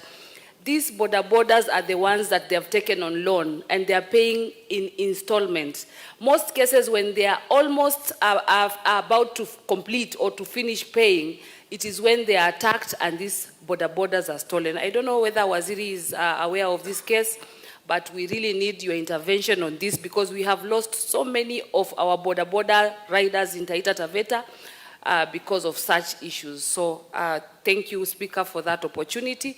I need Waziri to intervene on that one. Thank you. Betsimba.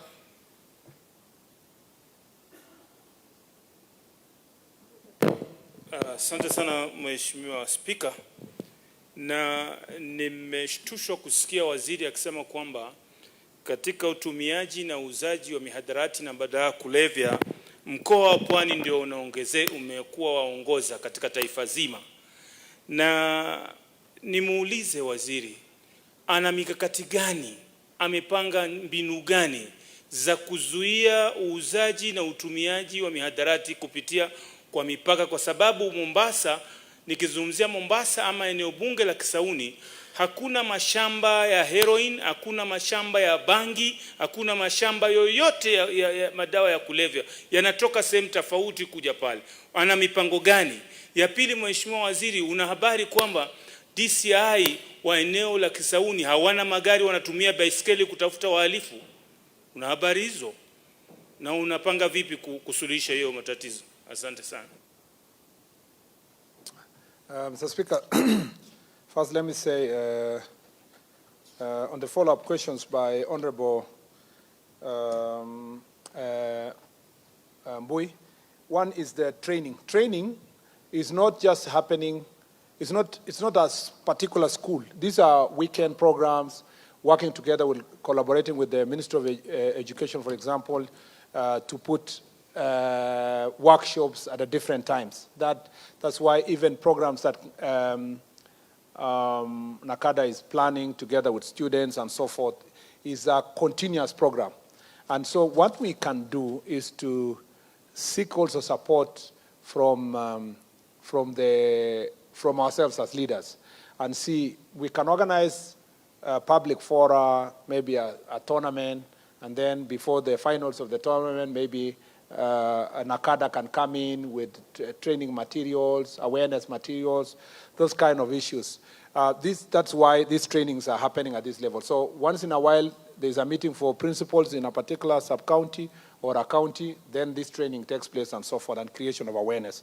On the question of Coast is a very unique place. It's because of the porous nature of the borders. So you know, Coast is Lamu, it's in a border. Coast is Tana River, it's near the border.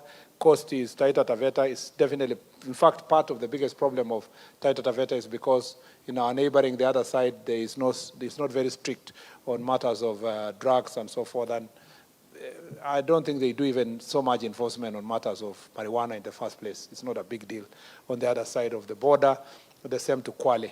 And then the coastline. You know, the coastline, it's not a port. It is also a porous coastline. And because very few places are manned with proper ports. But thanks to Coast Guard, we have been able to do a lot of work. By the way, if there's something that previous government did, particularly President Uhuru's government, was to deal head-on with the drug barons, and a lot was done. I was there when President Uhuru banned the whole ship that was carrying drugs in our first time, I remember. And so a lot has been done to dismantle the big barons. So what's happening is that, you know, the peddlers now are the biggest problem. Of course, they still bring with certain networks. What happens is that sometimes you are unable to get the baron themselves, but as long as you get the middlemen here and you arrest them, dismantle the networks, and so forth. The biggest problem we face also is in terms of transit. So all this that comes from Ethiopia to Kenya or South Sudan to Kenya or Uganda passing through Kenya are not just destined in Kenya. Part of it is consumed here, but it's still finding its way to neighboring countries. Because this is part of transnational organized crime.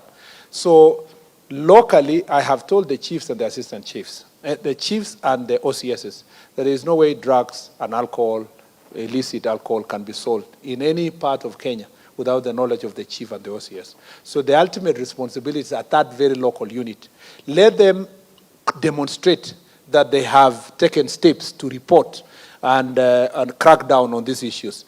Then another phenomenon that I noticed, and this is just for across the country, is that including that cost is that cannabis is also planted where there is a lot of insecurity. So the bandits, once they cover a place, they plant cannabis in that place, they consume and they also sell.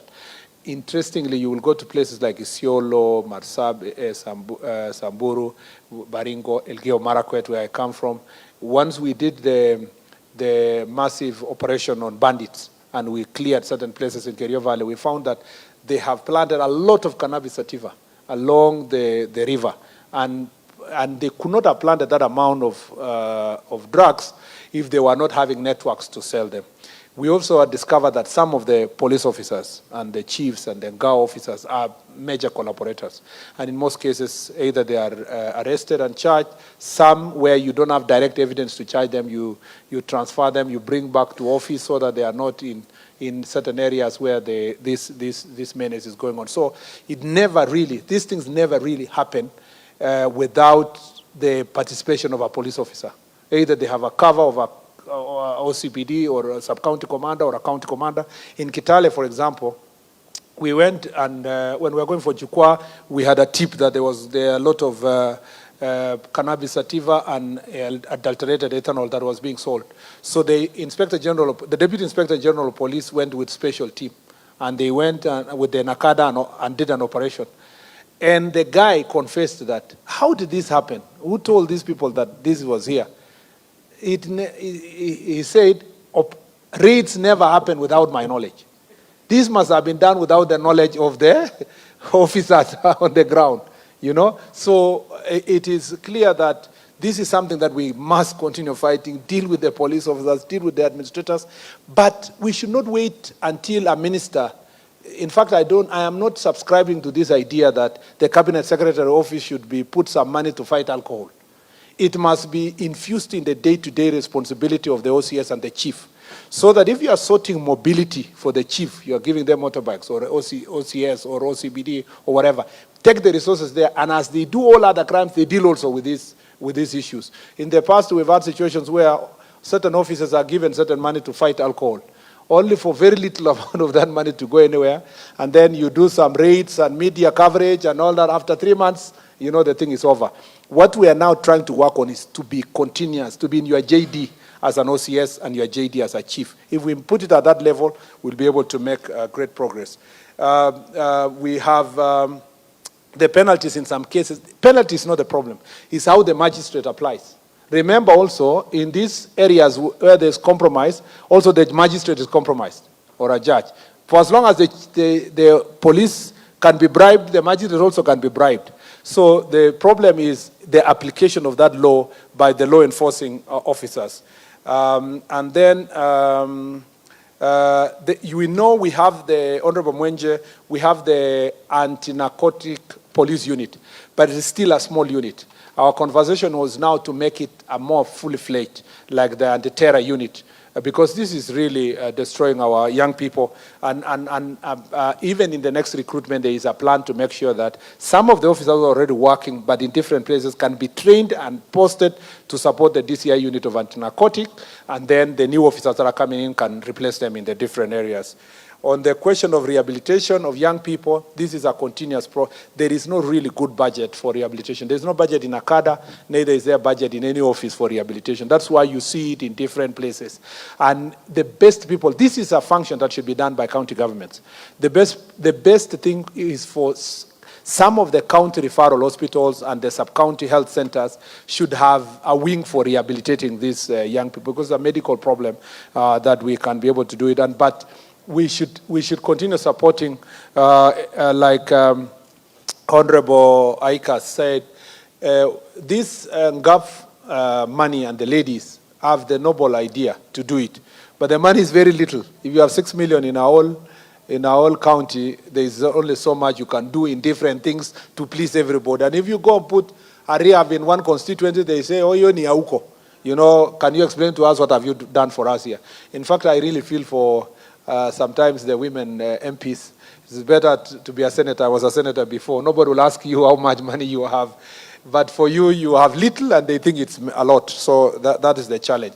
But it is important to partner. I wish they would have a buy-in from the county so that you can put part of it and the county can put part of the resources to support it. That is that. And then proceeds. There's also something we are muting. It's not enough to get the drugs and the ethanol and to confiscate. If we can do further, and this is something we are having conversation, how best can we go for the proceeds of crime? You see, this person is a baron, he's selling ethanol. Ethanol one container is 50 million, okay? Even if you arrest him and you give him a fine of 1 million, he will pay and continue. But if we went for his accounts, like it's being done for confiscation or proceeds of crime, that money can come in and help us to buy vehicles and other equipment, build rehabilitation centers, and it will be more punitive than the normal court process. So in the 3 weeks ago, 4 weeks ago, when I was launching the NACADA policy issue, this is something that we agreed we can pursue and work together with other agencies to deal with this. On the border riders for Honorable Ika at your border, they are stolen in Taita Taveta and taken to Tanzania. That is the challenge we have. And what has been happening when I was there for Jukwa, we agreed that the county commissioner should have a better working relationship with the county commissioner on the other side to see how best. Because some of that cooperation, especially in Tok in the Tana, and because it's happening also in Kajiado, has helped depending on how our leaders on this side are able to engage the leaders in the other side of Tanzania to help us to deal with this. But it's a menace. When we went to Taita Taveta with the IG, he changed the police officers in that place because of that menace. And we hope that the new police officers who have come there will be more accountable. It is true, Bensimba of Kisauni, many police stations don't have vehicles. Many police stations. Actually, we have a shortage of almost 50% of vehicles across. And you know that the government has been working on a procurement process to get another lot of leased vehicles. We believe that we should be, in this first quarter, we should make very good progress. And once we get those vehicles, we have told our officers on the ground they must be willing to share. There's no vehicle for Kenya Police Service, and there's no for Administration Police Service, and there's for DCI. They must be able to pull, particularly in counties like yours, where many places are reachable, they must be able to find a mechanism to share the vehicles. But also we have a problem of fuel. But that's not a problem in Mombasa. You know that most of the leased vehicles to the police station, there's only 450 liters of fuel, which is collected at the designated center. So you are in Kibish in Turkana, you come and collect fuel in Kitale, 450 liters. So you come all the way to Kitale, collect 450, and you go to Nairobi. You are in Ilret, and you are coming to collect fuel in Nanyuki. I think it's Nanyuki. You've come all the way, and you are going back to Marsabit, to that part of Ilret. And then the remaining fuel, you cannot even do an operation within a month. It's finished. Thanks to Jukwa, we have agreed we move it to 650, but we work on the leasing program to see how best this can be moved forward. Asante sana. Zamzam. Umulher, I saw a communication from Zamzam nominating you to ask a question. Are you ready? Go ahead. That is the last question of the day. Thank you, Speaker. Yes, Anna, what is it? You allowed me that I should be asking a question on the basis of having an addendum, sir. I said this is the last question of the day on the order paper. There are still Konzrai with an issue of a disappeared person, and yourself,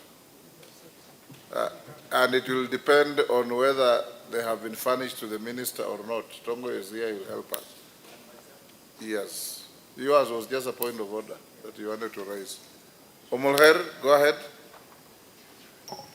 Thank you, Speaker. Could the Cabinet Secretary clarify the circumstances under which Mr. Hassan Minister, was... this is a very narrow question. You should take less than 5 minutes on it. Go ahead. Start. Could the Cabinet Secretary clarify the circumstances under which Mr. Hassan Wasionga Ismail, who applied for a national ID card in Kisumu County in 2020 and was denied identification cards for over 4 years, and in March 2025 reapplied for another ID card, only later to be arrested and charged with robbery with violence, allegedly linked to an ID he had never collected? Provide details on the status of Mr. Wasionga Ismail's original ID, including information on who signed for its collection, when and where it was collected, the phone number it was used to register, and the identity of the person currently in possession of the phone that allegedly received the stolen funds. State the actions taken by the ministry to address the issue of stolen or misused ID cards, particularly how many similar cases have been reported or under investigations involving innocent individuals like Mr. Wasionga Ismail. Thank you, Mr. Speaker. Minister. Mr. Speaker, following a review of our records, it has been established that Mr. Hassan Wasionga Ismail applied for a national identification card at the Otongolo Division Registration Office in Kisumu West Sub-County in 2020 through serial number 24732356551. A national identity card number 39226153 was duly processed and issued on 5th June of 2020. Duly processed and issued. It's important to clarify that an individual is issued with only one national identity number in their lifetime. New serial numbers are, however, generated for tracking purposes in every instance of replacement. Mr. Ismail has only ever been issued with ID once, and no replacement ID has ever been issued under his name or ID number since 2020. Regarding the claim that he was denied his ID card for 4 years, our system shows the card was produced and ready for collection within the standard processing time. Any delays in collection may not have been due to systemic failures, but may have arisen from procedural or personal issues, which are subject to further internal review and ongoing investigations by the DCI. It is deeply regrettable that Mr. Ismail was arrested in connection with an ID card he allegedly never collected. The ministry takes such matters seriously and is working closely with investigative agencies to uncover how the identity may have been misused. We remain committed to upholding the integrity of the national identification system.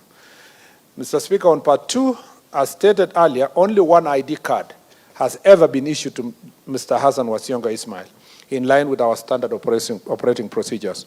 ID cards are collected in person at the registration office where the application was submitted. The applicant must present original application for registration acknowledgement slip, commonly known as the waiting card. In some exceptional cases, a parent may collect the card on behalf of an applicant upon producing both the waiting card and their own identification. Since also it is the parents that help the children to get the ID. In the event of a lost waiting card, the applicant is required to provide police abstract or a letter from a chief confirming the loss. Currently, our officers are actively tracing the manual ID collection register for Kisumu West Sub-County to confirm whether this standard operating procedure was followed at the time of collection. Regarding whether the ID number was misused, the phone number used to register transaction linked to the ID number and the person currently in possession of it. I wish to inform the House that these matters are under active investigation by the Directorate of Criminal Investigation. The Ministry will provide an update on the National Assembly once the DCI completes the investigations. On part 3, Mr. Speaker, this case is highly unusual but suggests a complex misuse of identity credentials. While the Ministry cannot at this time provide precise figure of such cases, we acknowledge that incidences of identity theft and misuse of identification documents are increasing globally. and Kenya is not immune to this emerging threat. To strengthen the integrity of the national identification system and protect innocent citizens, the ministry has undertaken the following actions and plans to enhance them further with the support of this House. One, modernization of Integrated Population Registration System, IPRS. The IPRS is being upgraded to enable government and private institutions to perform real-time Know Your Customer verification. This will ensure that only the most recent and valid identity credentials are used in service delivery. Two, implementation of a national digital identity system. This system will allow citizens to digitally manage their identification credentials, including flagging lost or stolen IDs instantly, and limiting the window of opportunity for criminal misuse. Three, automation of ID card issuance and collection. The ministry is planning an automated system that will link ID collection to biometric verification, requiring a fingerprint match with data stored on the ID chip at the point of collection. This will eliminate unauthorized third-party collection and bolster accountability within the identity ecosystem. Four, enhance the public awareness and legal framework.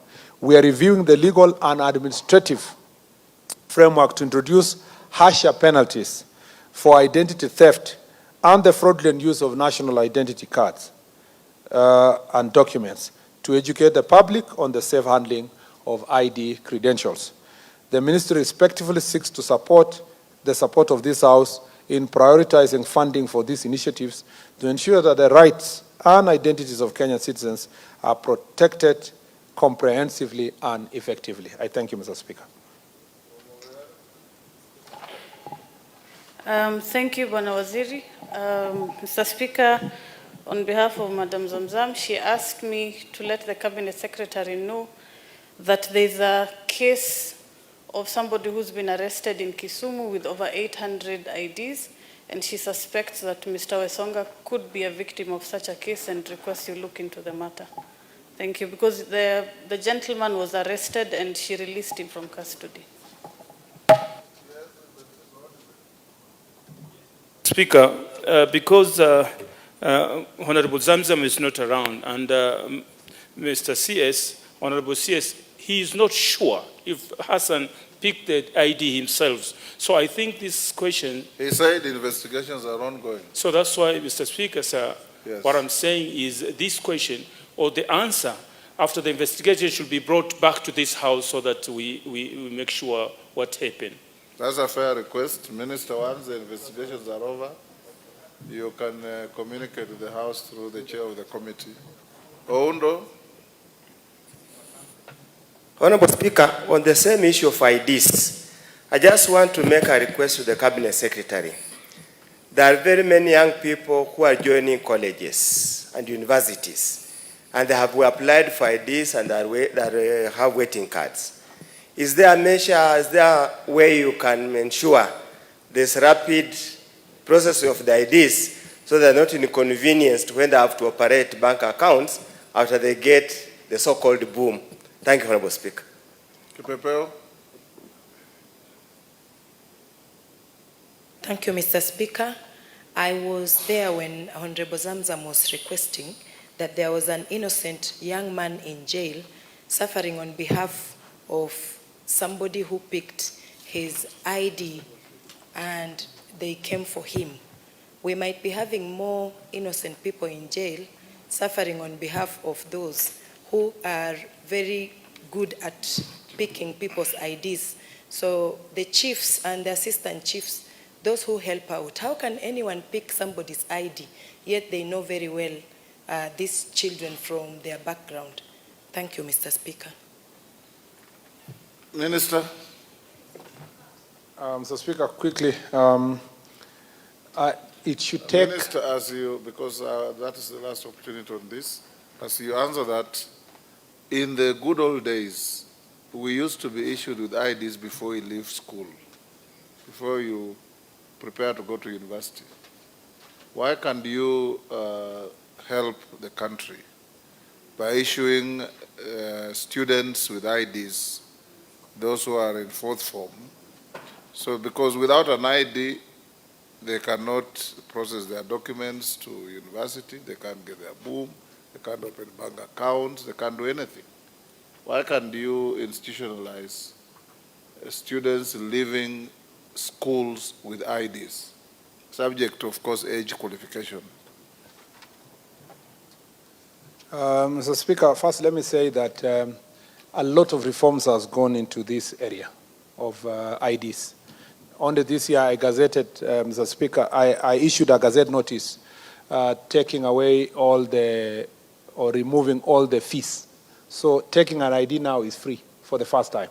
So that was the directive of His Excellency the President, that we issue IDs for free, and I did so.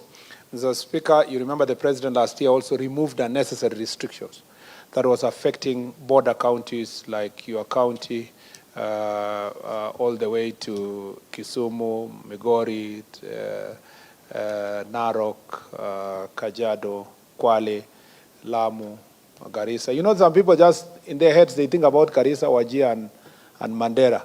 They don't realize that the same problem was all over the place in every county. And therefore, including Busia and all these other counties, including West Pokot and Turkana. So all border counties were suffering unnecessary extra verification. And so that has helped a great deal. I went to Kitale during the Jukwaa, and I was shocked that within a time of 1 hour, 200 people had registered for ID, because in the Jukwaa La Usalama program, we go around, we go with live capture machines that are being tried, and where you register the person and you don't carry anything. All the information comes to the headquarters. The chief is sitting there, the registrar, the fingerprints, and then it can easily be printed.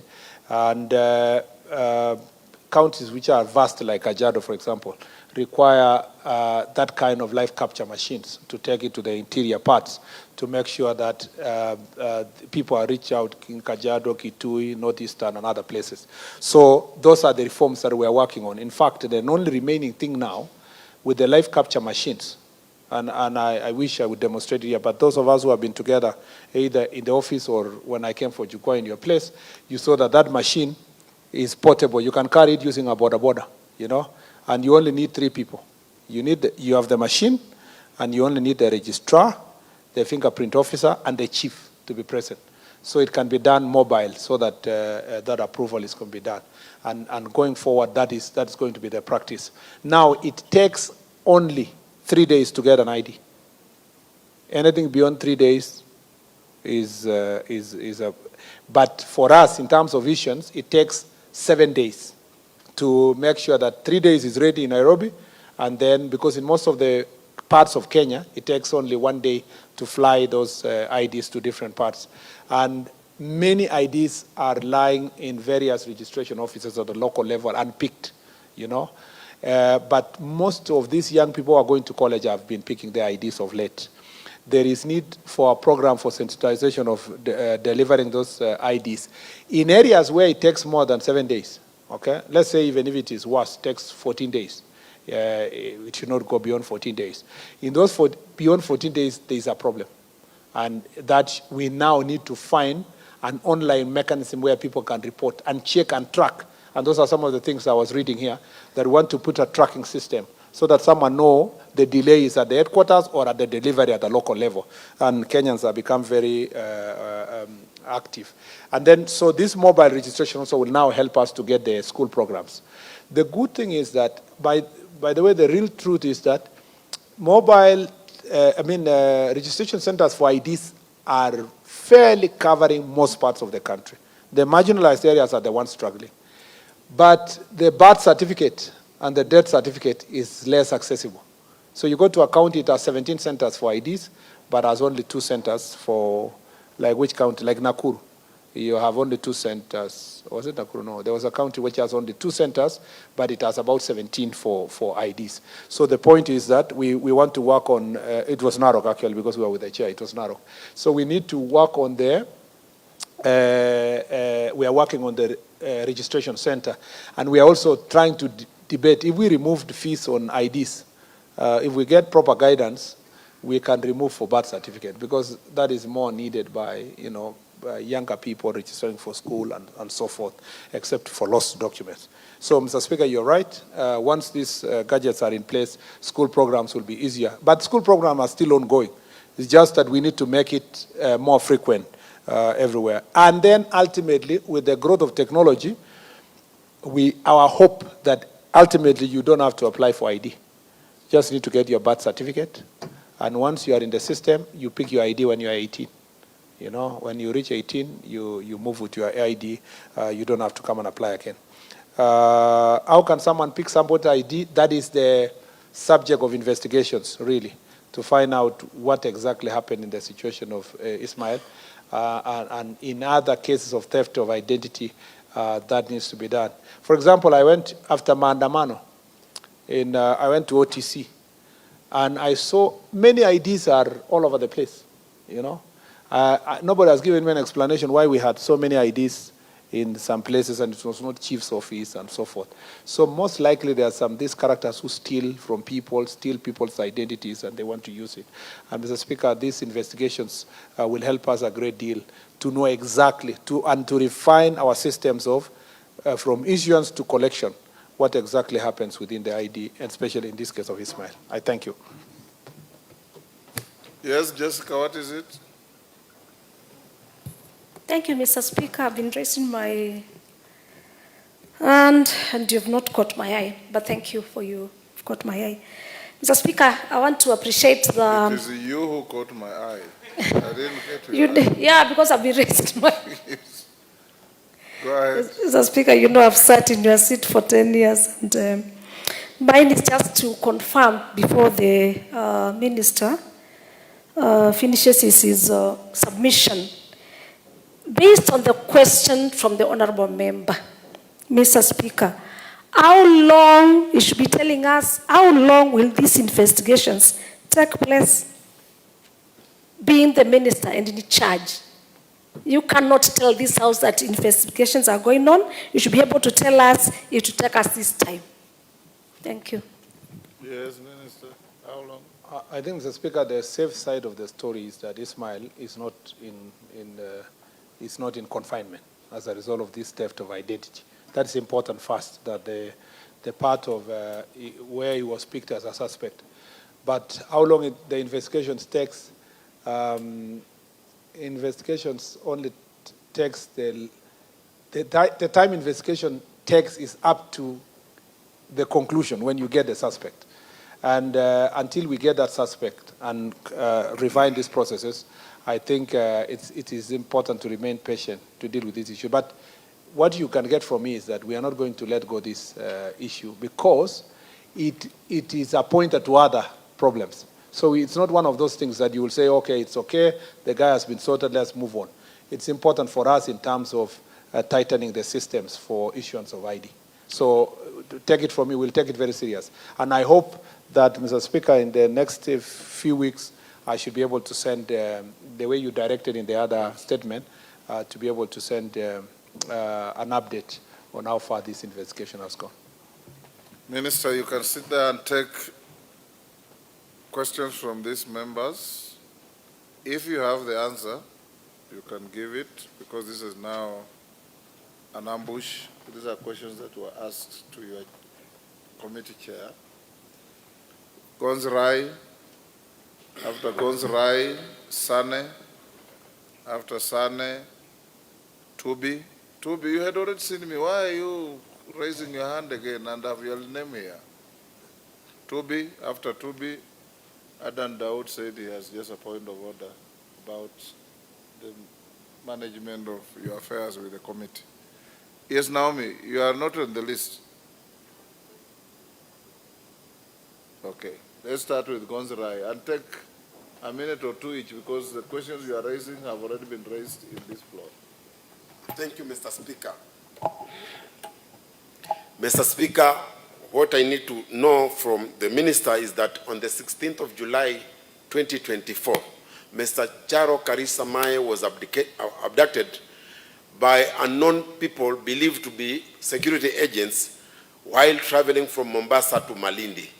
The matter was reported at Malindi Police Station by the OB number 30/16/02/2024.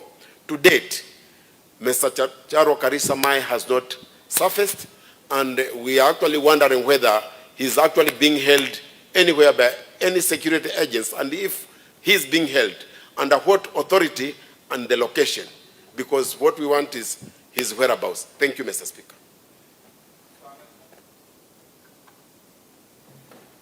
Thank you, Mr. Speaker. Mine is on Mr. Hussein Abdurrahman Mohammed of ID number 2672739, who has been a former Assistant County Commissioner and currently the manager of Huduma Center in Wajir County, who went missing on 8th July 2025.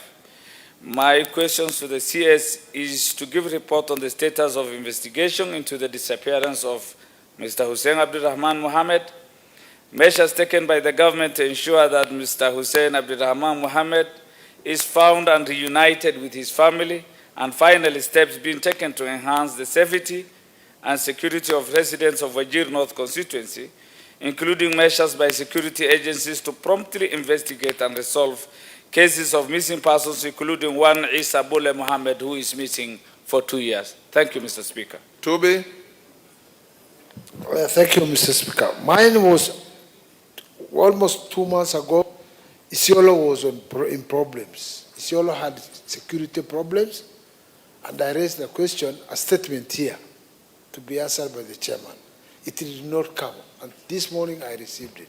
It has something to do with the Isiolo problem, and I'm not satisfied with the statement, with the answer which I was given.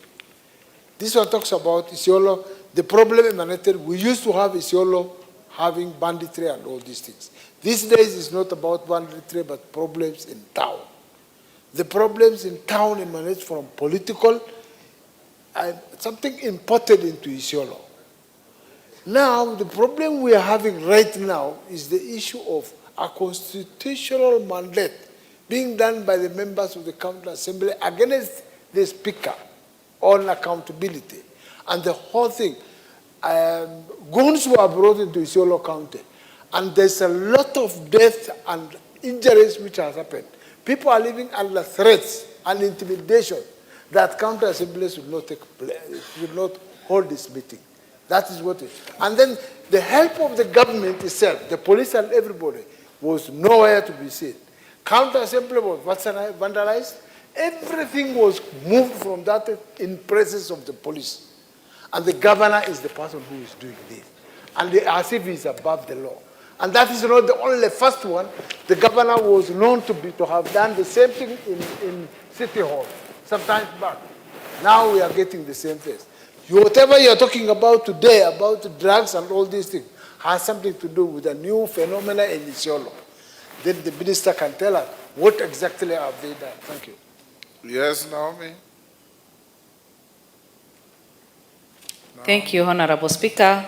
I'll take the House back to the ID issue, the issuance of IDs. Number one, I want to say a big thank you to our President and to the Ministry for the issuance of IDs to the people. In fact, our people feel that this is the time we have gotten independence. My question is on the number of days that people that they take to release the ID cards, because it has taken quite some time. Some people have been waiting for the last 6 months, others have been waiting for their cards, for their ID cards for the last 1 year. How can we make it more effective even for the people in northern Kenya? Again, the other question is on the waiting cards that people sometimes use, especially on the border of Moyale. As they come through to Marsabit, they struggle because they are not allowed to travel with their waiting cards. What can we do so that at least they can use their waiting cards to travel even to Marsabit? The other one is good news, high schools in Marsabit. In fact, I think we may be leading in that. The officers in place have been doing that, and we are happy with that progress. Thank you.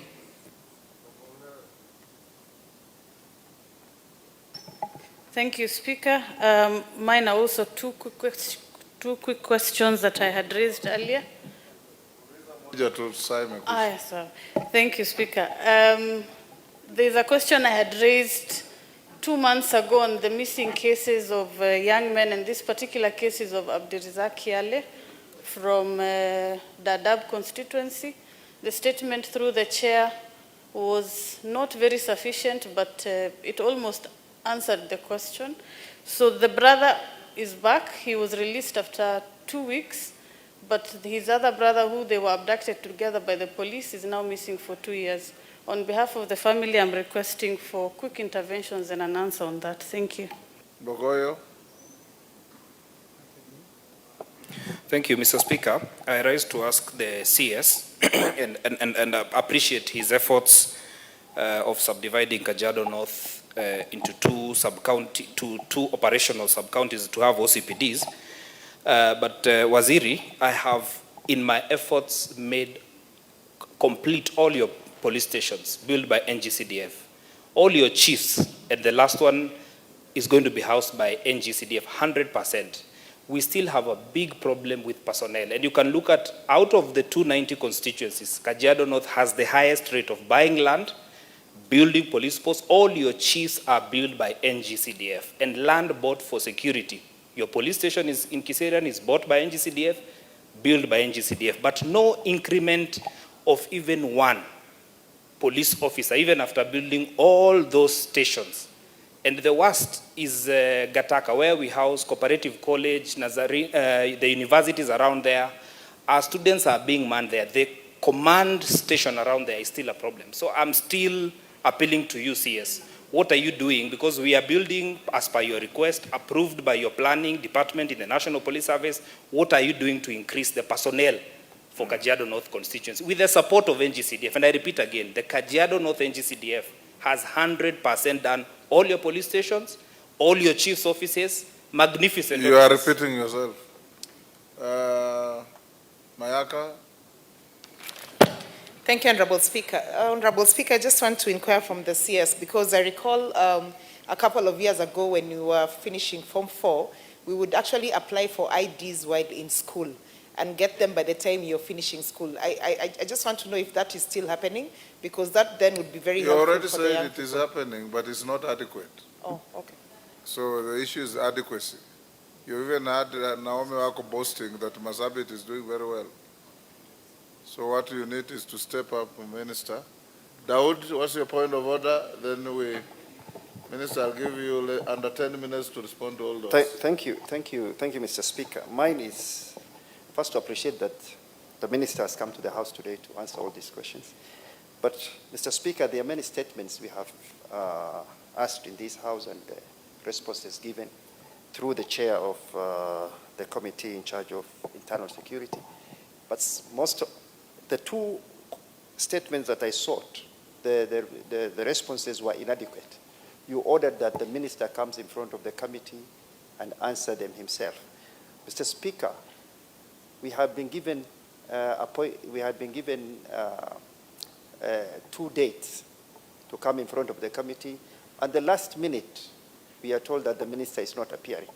So I wanted you to reinforce your order so that the minister can come in front of the committee again and answer those questions. Thank you, Mr. Speaker. That is easy to dispose of, Minister. You are ordered to appear before the committees when you are invited. That is a duty. You can respond to the others. Thank you, Mr. Speaker. Just hold on. Kagusha. Let's take the last Thank you very much, Honorable Speaker.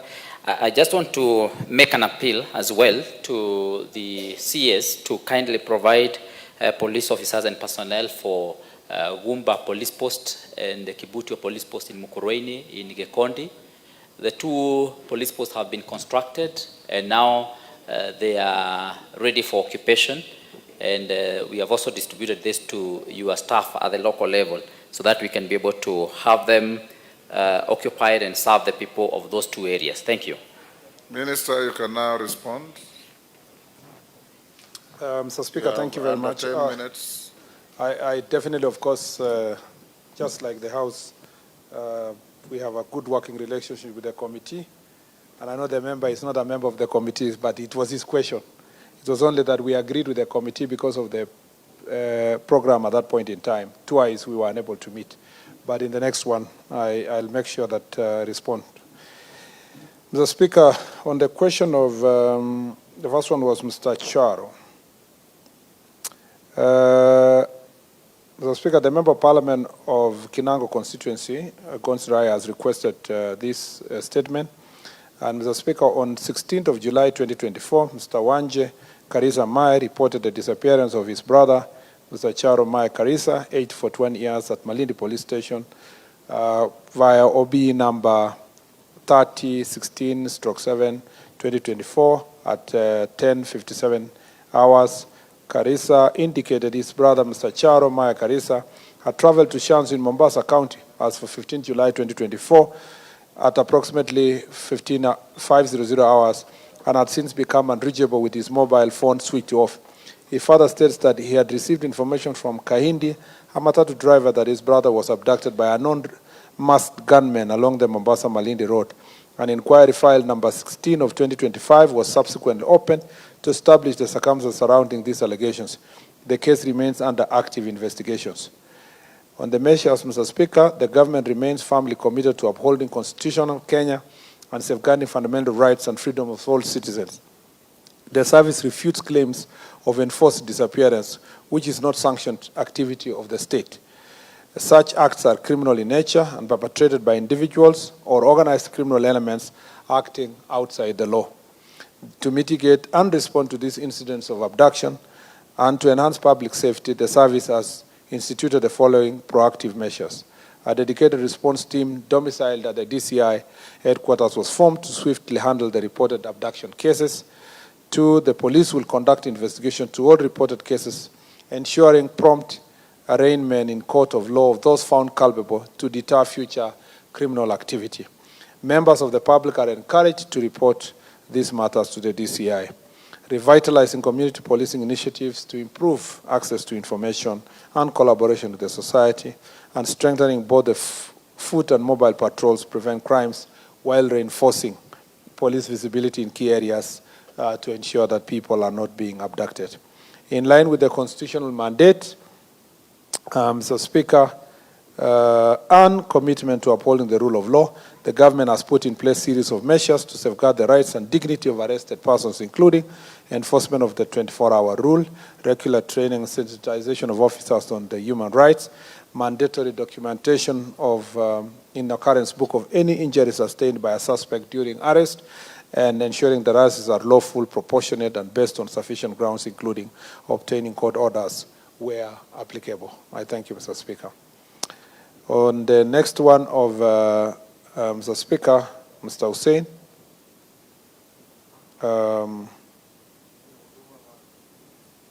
Hussein is the Huduma man, right? Yes, that's correct. Mr. Speaker, sorry, I was ambushed, so I'm using my phone. Mr. Speaker, on the Member of Parliament for Wajir North constituency, Honorable Ibrahim Sane, has requested to be apprised on the disappearance of Mr. Hussein Abdurrahman Muhammad, the manager of Wajir Huduma Center.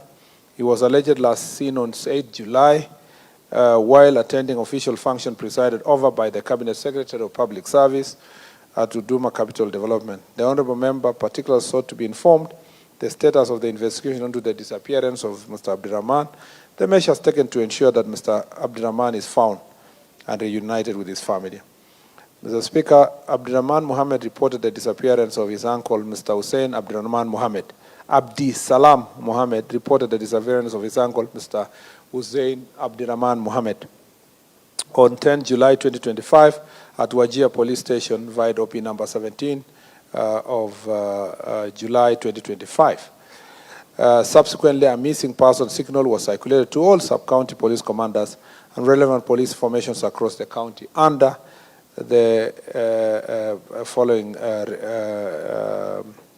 AEST 161 volume 4 of 277, dated July 10th of 2025. The investigating officer commenced investigations by visiting Hussein's residence in Wajir town and his workplace at Wajir Huduma Center, during which statements were recorded from key individuals to assist in tracing his whereabouts. Okay. Mr. Speaker,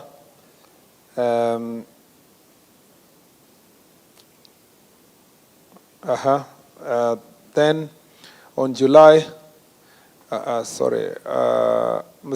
Ahmed Mohamed, a first cousin, reported that attempts to reach Mr. Hussein on 9 July were unsuccessful as his mobile phone was switched off. The family members contacted his mother in Isiolo and his wife, Ms. Fatuma Adan, residing in Ada Dijole, Wajir North Sub-County. Both of them confirmed that he has not been seen. Ahmed further disclosed that Hussein had previously suffered from mental health-related conditions and was known to occasionally go to Islamic missions, that is Tabligh. Mr. Hussein Made Arale, deputy manager of Wajir Huduma Center, confirmed that he had worked with Mr. Hussein for 4 years and described their working relationship as cordial. He stated that Mr. Hussein had applied for a 20-day annual leave beginning on the 4th of July, 2025, but was deferred to 8th of July due to the Cabinet Secretary of Public Service and Huduma Capital Development scheduled visit to Tarbach on 7 July 2025. Mr. Hussein reported to work on the morning of 8 July, handed over duties to his deputy, collected his personal belongings, and proceeded on leave. Mr. Mode provided a copy of the approved leave form to the investigators. Mrs. Fatuma Adan, Mr. Hussein's wife, confirmed that he had traveled home on 4th of July, 2025 from Nairobi, where he had gone to seek work transfer. He departed on Wajir Huduma Center on 6th July and was scheduled to commence his leave on 7th July. She noted that their last phone conversation occurred on 8th July at around 21 hours, that is 9 p.m., during which he promised to call back, citing that he was in a noisy environment. Subsequent attempts to reach him on 9th July 2025 were unsuccessful as the phone was off. To facilitate further investigations, a letter dated 11th July 2025 was dispatched to the Safaricom Law Enforcement Liaison Office. Subsequent call data, history, subscriber details, and location records for the period was requested. The response indicated that his last communication was with his wife, and the last known geographic location being within Wajir town. The further request was made to the medical superintendent of Wajir County Referral Hospital, and he responded, confirmed that Mr. Hussein was a registered outpatient client at their mental health department. He had been diagnosed with chronic mental health condition and was under regular pharmacological treatment. With his most recent clinic visit was 7th May of 2025. He had been scheduled for continued monthly follow-up. On the 18th of July, a letter was sent to the chairman of Jamaat Tabligh Makaz Akram Malim Salat, Wajir branch, requesting a list of participants in Tabligh missions from Wajir mosques for July 2025. The response confirmed that Mr. Hussein's name did not appear on the list of the participants. The police inquiry file number 4 of 2005 remains active. Ongoing efforts, including tracing his known associates' frequent locations and liaising with relatives, colleagues, and friends. Importantly, Mr. Hussein Abdurrahman Mohammed is not being held in custody or detained by National Police Service in any of its stations, facilities. The case is still pending under investigations. Mr. Speaker, on the service taken by the National Police Service, measures taken by the National Police Service, investigation, you can see all these measures have been taken, Mr. Speaker, to ensure that investigations are done, and members of the public who may have information are encouraged to share with the National Police Service. On the steps being taken to improve the safety and security of residents of Wajir North, Mr. Speaker, there's a dedicated response team, as just like in the other answer, that deals with any cases of abduction at the headquarters, and police are investigating these issues. And we have the Fichuakwa DCI, and we also have active community policing engagements in the area. I thank you, Mr. Speaker. And then the next is Mr. Tubi, Honorable Tubi for Isiolo. Mr. Speaker, I think it was both a question and an answer. Mr. Speaker, because the honorable member was saying there is problem in Isiolo, and he also further said he knows what the problem is. Mr. Speaker, that is a leadership problem. There is a serious leadership rankles in Isiolo, and Mr. Speaker, Isiolo County has recently witnessed notable criminal activities, particularly during the months of May and June 2025, with incidents among them reflecting growing political instability. These include violent crimes such as assaults and homicides, and property-related crimes such as theft and robbery. The security assessment shows that crimes rate in Isiolo County marked slight decline with 201 cases reported in June compared to 221 cases of crime recorded in May, which representing a decline of 9%. Honorable Speaker, at 29 June 2025, approximately 3,000 individuals are alleged to be supporters of the governor and the Speaker violently invaded both the County Assembly and the governor's office. In response to the incident, the County Criminal Investigation Officer initiated investigation and has since opened an inquiry file into the incident. Key officials, including the clerk of the County Assembly and the Sergeant-at-Arms, have been summoned to record statement. However, they are yet to comply. The case is pending and they are under investigations. Mr. Speaker, let me just say this, that because before I put the measures, Mr. Speaker, the problem in Isiolo, as the Speaker said, is leadership. In the Senate, when we served with you, I was tasked by the Speaker in our first term to handle a similar problem in Isiolo. At that time, Mr. Tubi was the Speaker. And Mr. Speaker, there was a serious rankles in the same county. But it was not at this magnitude that we are witnessing today. Today, this has turned out from the normal disagreements on governance that happened between County Assembly and County Executive to actually active violent acts. And many Assembly MCA members have even reported to me that they fear for their lives. And Mr. Speaker, because of the seriousness of this issue, the Inspector General of Police and ourselves, the Inspector General of Police made sweeping changes in the police service, including DCI officers, the National Police recently. And we are yet to get, we have seen some improvement, and I hope there will be greater improvement because of those changes.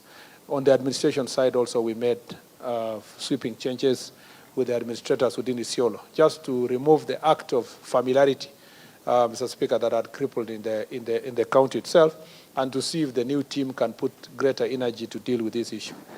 But also it is emerging, Mr. Speaker, and this is a function of the other house, but they cannot do it without the support of this house, that, Mr. Speaker, there is a lot of misuse of power in counties, both by the executive and the assembly. In some instances, Mr. Speaker, and this has become security issue, and procedural application of the law. And it will interest you, Mr. Speaker, that nowadays, if Assembly Speaker would like to impeach, or he is working towards impeaching a governor, if he doesn't get the numbers he wants, they just wake up one day and declare a seat of an MCA vacant, alleging that the MCA has not attended 8 sittings, just to make sure that they reduce the numbers. That is extremely draconian, and a number of county assemblies have reported to us, MCAs have reported fear for their life, but also application of the same. The second, which Mr. Speaker, we must rein on, because this is misuse of power. Even in this house, we disagree. I was actually aware that you are mediating in one of them. And Mr. Speaker, this kind of draconian, here you disagree in this chamber, but I have never, for my period in Parliament, I've never had someone being de-whipped using your office, Mr. Speaker, to facilitate getting of numbers. And that is a very serious issue. The second issue is where a decision is taken by county assembly without any vote. You just see the decision in Gazette notice.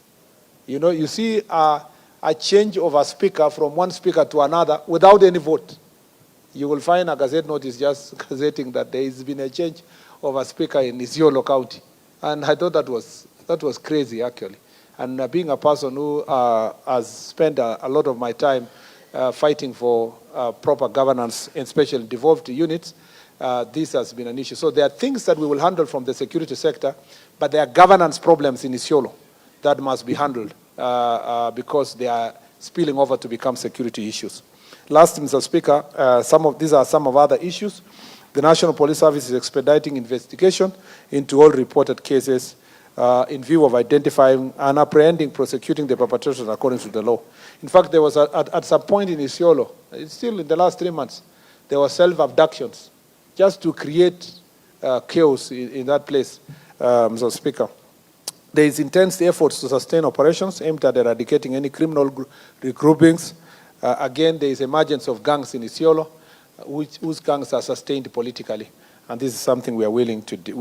We are actually on it, and the new team that has gone there must deal with it. And then the patrols that are happening.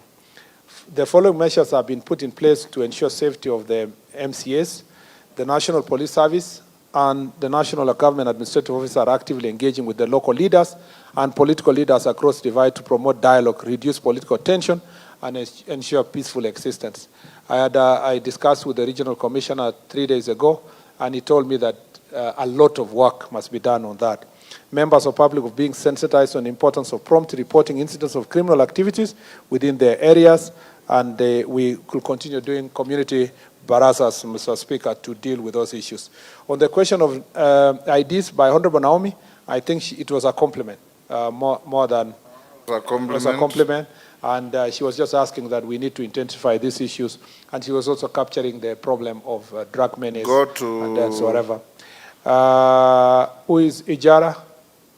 I think it's the Ijara question. I think the honorable members worked out that there is a brother who was found and left. And Mr. Speaker, we will also continue investigation on the same. On Honorable Ngogoyo, I think I don't know, we were working very closely addressing these issues. It did not require, I don't know where I lost him on the way. But now that he has raised this issue. The mic.